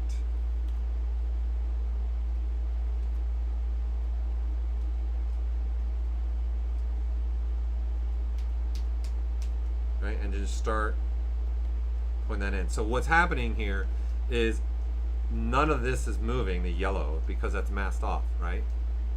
So if you take this in place of a, excuse me, in its place of a person, okay, let's grab the demo soldier. All right, and let's look at this sense, just him, only him. Okay, I'm going to delete the subdivision levels. and I'm gonna do a slice, and I'm gonna turn on my B radius. Okay, so let's just look at one arm right now. Okay, and what I'm gonna do is, okay, I want there. Okay, that's way too big. Let's go a lot smaller. Okay, there, that's good. Then I want there. Then I want there. So you can see what I'm doing here is I'm actually creating polygroups, right? And I'm creating two slices. So what I have is these parts here, right? This is the part that's going to create that puffiness for me, right? Because I'm going to mask off those points there. Okay? So this is why, you know, it'd be also good to probably remesh this as well. So here, let's just only look at this part so we can move on. Let's just get rid of the rest of this. And the one part is still, I don't want any of his body. Okay. Okay, so now that I have this, okay, I want to probably, I'll remesh this, and I'll make sure when I'm remeshing it, I use that polygrouping, keep the polygroups option, right? And then I remesh it. And then now ZBrush is looking at those polygroups, right? So now here's my starting mesh, right? And then now this is just like before, right? These are all now unmasked. And then now all you're doing is grabbing a brush, if you want, and just start pulling on the surface.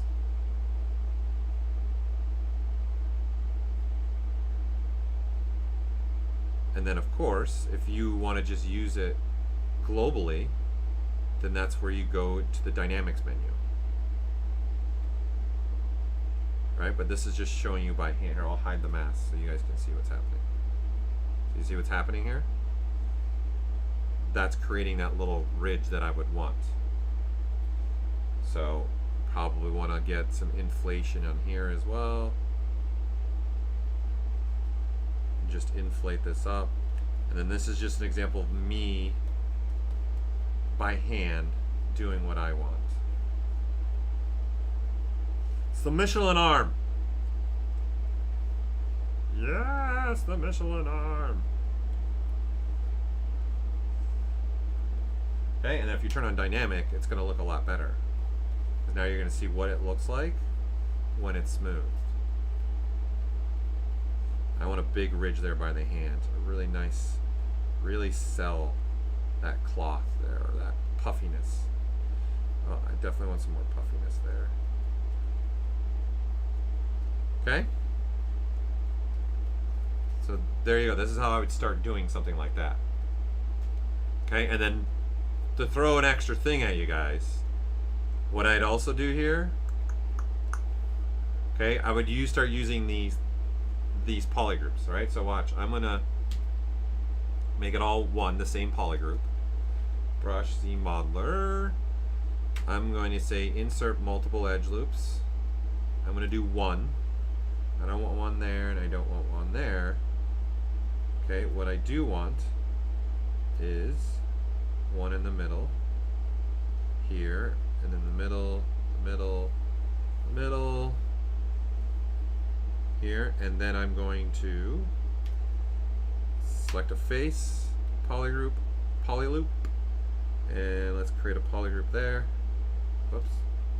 There, and there. Okay. Now I'm going to switch over here to the brushes. Right, I'm going to come in here, beta tester brushes that were made. Here's some stitches. So I'm going to grab this insert stitches. Okay, and then this is a brush that has like stitches going along it. Right, so there's some stitches going along there. Now what I'm going to do is tell ZBrush in the stroke, I'm going to tell it to only look at polygroups. And then hit frame, and then now I get a curve But everywhere, that's why I took the time to make the polygrouping. And then now when I click on any of this, right, you see I get stitches in there now. Right, so there's some stitches in there. Right, that's just a simple, quick way to do something like that. Right, and then again, I can make the stitches be a little bit bigger if I want, just by changing the draw size. And then there, I've got like publishers with some stitching going inside there as well. How did I make the two polygroups when I sliced? So you mean all the way back in the arm when I was slicing it up, Ed? That's what you're asking? Like when I did the slicing along the arm, boom, boom, boom, boom, like when I did this? And then it gave me that? Is that what you're referring to? Because if that's what you're referring to, what it is I've turned on B radius, okay, which is control and spacebar. We'll pull up this menu, hold control and then spacebar. But this is also found right here in the brush palette. So just clip brush modifiers, right? And then the brush I have selected is a slice brush. So when I go to slice, it actually does two slices and creates a new polygroup where those two slices are happening. Okay? And then the brush size controls how big those slices are supposed to be, right? So if I go with a smaller brush size, see it's a lot closer. If I go with a little bit larger brush size, see the gap gets bigger. That's it. That's all I was doing. What's the pro question? Is it the link? Pro 4020. So I can see your image. You're trying to do what though? What are you trying to do here? You got all these like antler things. Are you trying to just have that sit over top of it? What's your ultimate goal? Looking at the image. Is that the question you guys are referring to?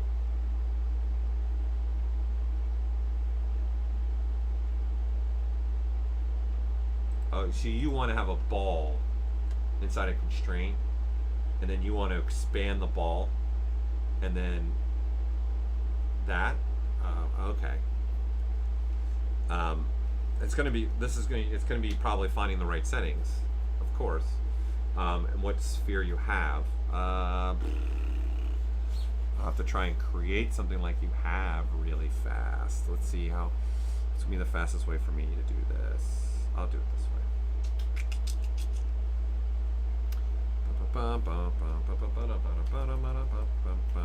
Okay, so if you guys look at the image that was clicked on, you can see what he's trying to do. So I'm going to switch to some snake hook here. Snake hook 2. I'm going to throw on some Sculptures Pro. So you got something like this happening.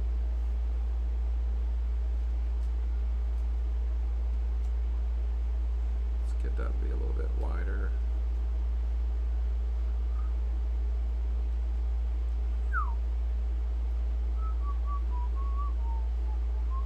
Gotta whistle while you work. I'll turn off the poly framing. You don't need that. It's gonna be tough for me to make something that's like yours exactly.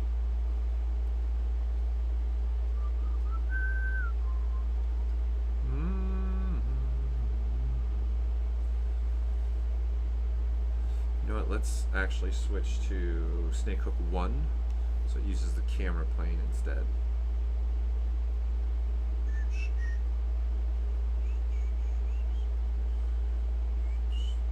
Do a combination of things here.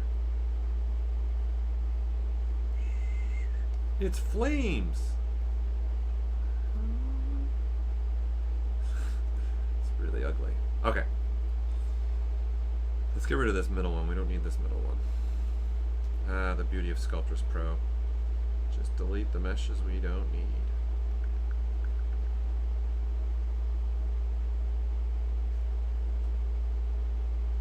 We don't need any of this. In fact, let's also, just for fun, let's put a little dimple part in there maybe. Okay. Alright. So something like this, right? I would definitely remesh this, number one. Okay. So just so I get a better quality surface to it. Bum, bum, bum, bum.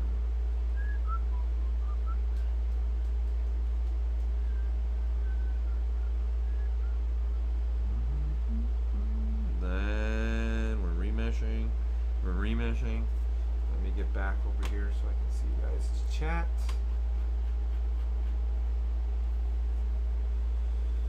Okay, so now that I have this, you're just throwing a sphere in here, right? But that sphere, again, like I've been saying, that's important. Okay, so if I'm just throwing a sphere that's really dense, that's going to give me a different result. So what I would probably want is somewhat relatively a lower polygonal sphere, because it'll probably give you more what you're looking for. So I would want probably more a sphere like this, okay, but probably even start at like even this low. You can keep your subdivision levels, but just like this, right? So then let's append, and there's going to be tweaking and settings adjustments here. There's no way I'm going to know right out the gate probably. Okay, so let's make it smaller. Okay, brush, transpose it. Make it smaller.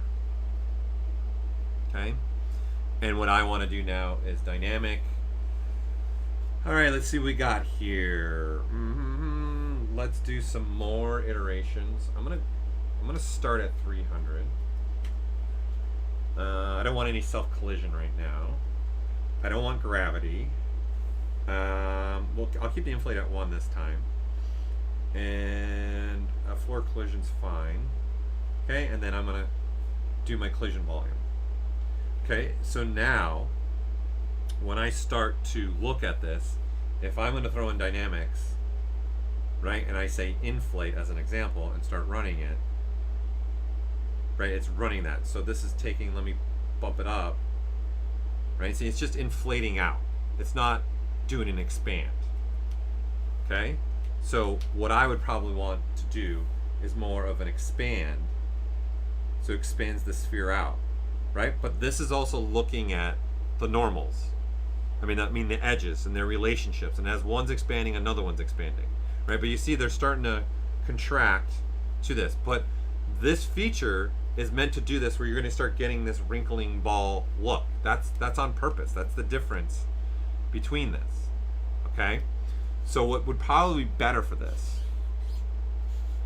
okay, is using the gizmo. That's where I would start, right? So this is starting to collide with the surface. Okay, so let's do this. Let's do that. Brush, transpose, and then I'm going to do cloth, and then just start slowly doing this, and I think this is what you're looking for, right? You want this to start colliding with this, right? So all these parts in here, you want this to start colliding. So expanding it up, right? So it also could be beneficial to even just size this up bigger, and then brush, cloth, and then start colliding it like that. Right? And then now this would be, I can start using other brushes here too. I'm assuming this is what you're trying to get to something like this, right? Oh, let me turn off Sculptures Pro. Where you want these colliding with these branches. So let me do this. And then now I just start pulling on this. And it's going to start, see, colliding with those.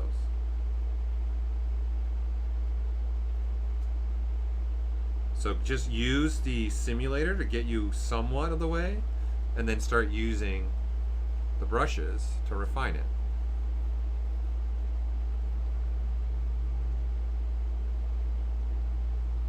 Okay?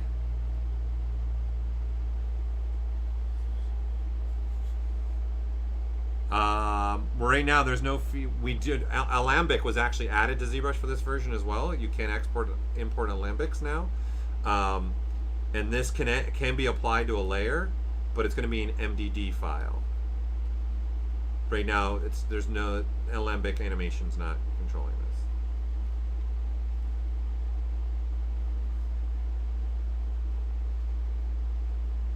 Yeah, so if you want this to end up being in like some kind of animation in layers here, there's a button that says record deformation animation. And that's anything to the mesh. And then that would get saved out as an MDD file, and then whatever program that can accept MD files, you'll be able to import it.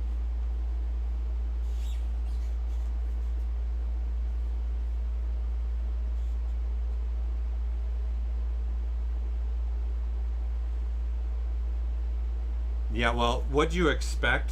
You got to remember this process, right? Number one is also being done to the whole surface, right? So what you might want to try doing is maybe doing some masking, okay? And then there's in the dynamics, there's, instead of on brush, there's on masked, and you can try that instead, right? So see, this is not being deformed as much anymore. So you can do stuff like that. So that's not being ran. So you see if I start moving it, that's a different result. So try the unmasked portion for you.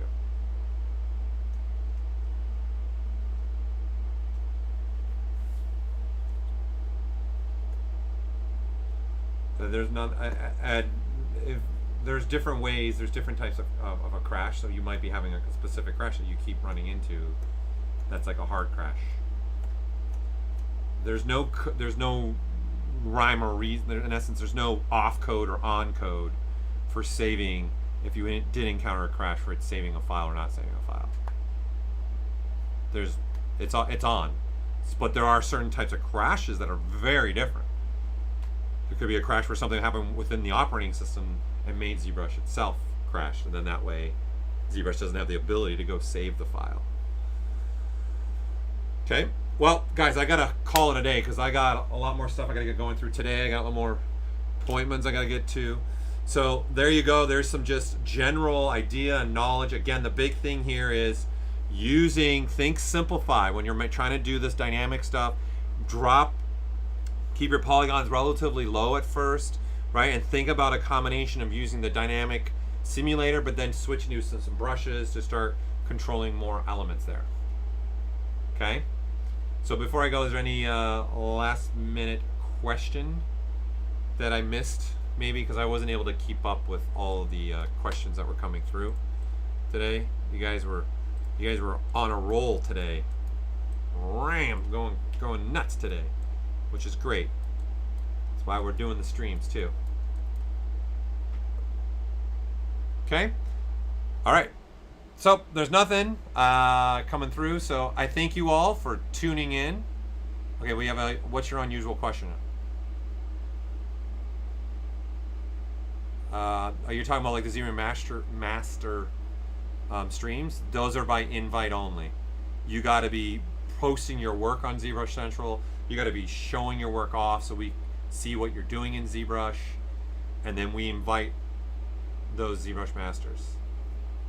So it's all about your body of work, how you're using ZBrush, and sharing that information too.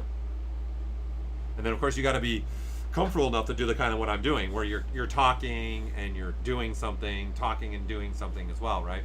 You got to have a comfort level for that too. There already is an inflate cloth brush. So there's cloth inflate right here. There already is one.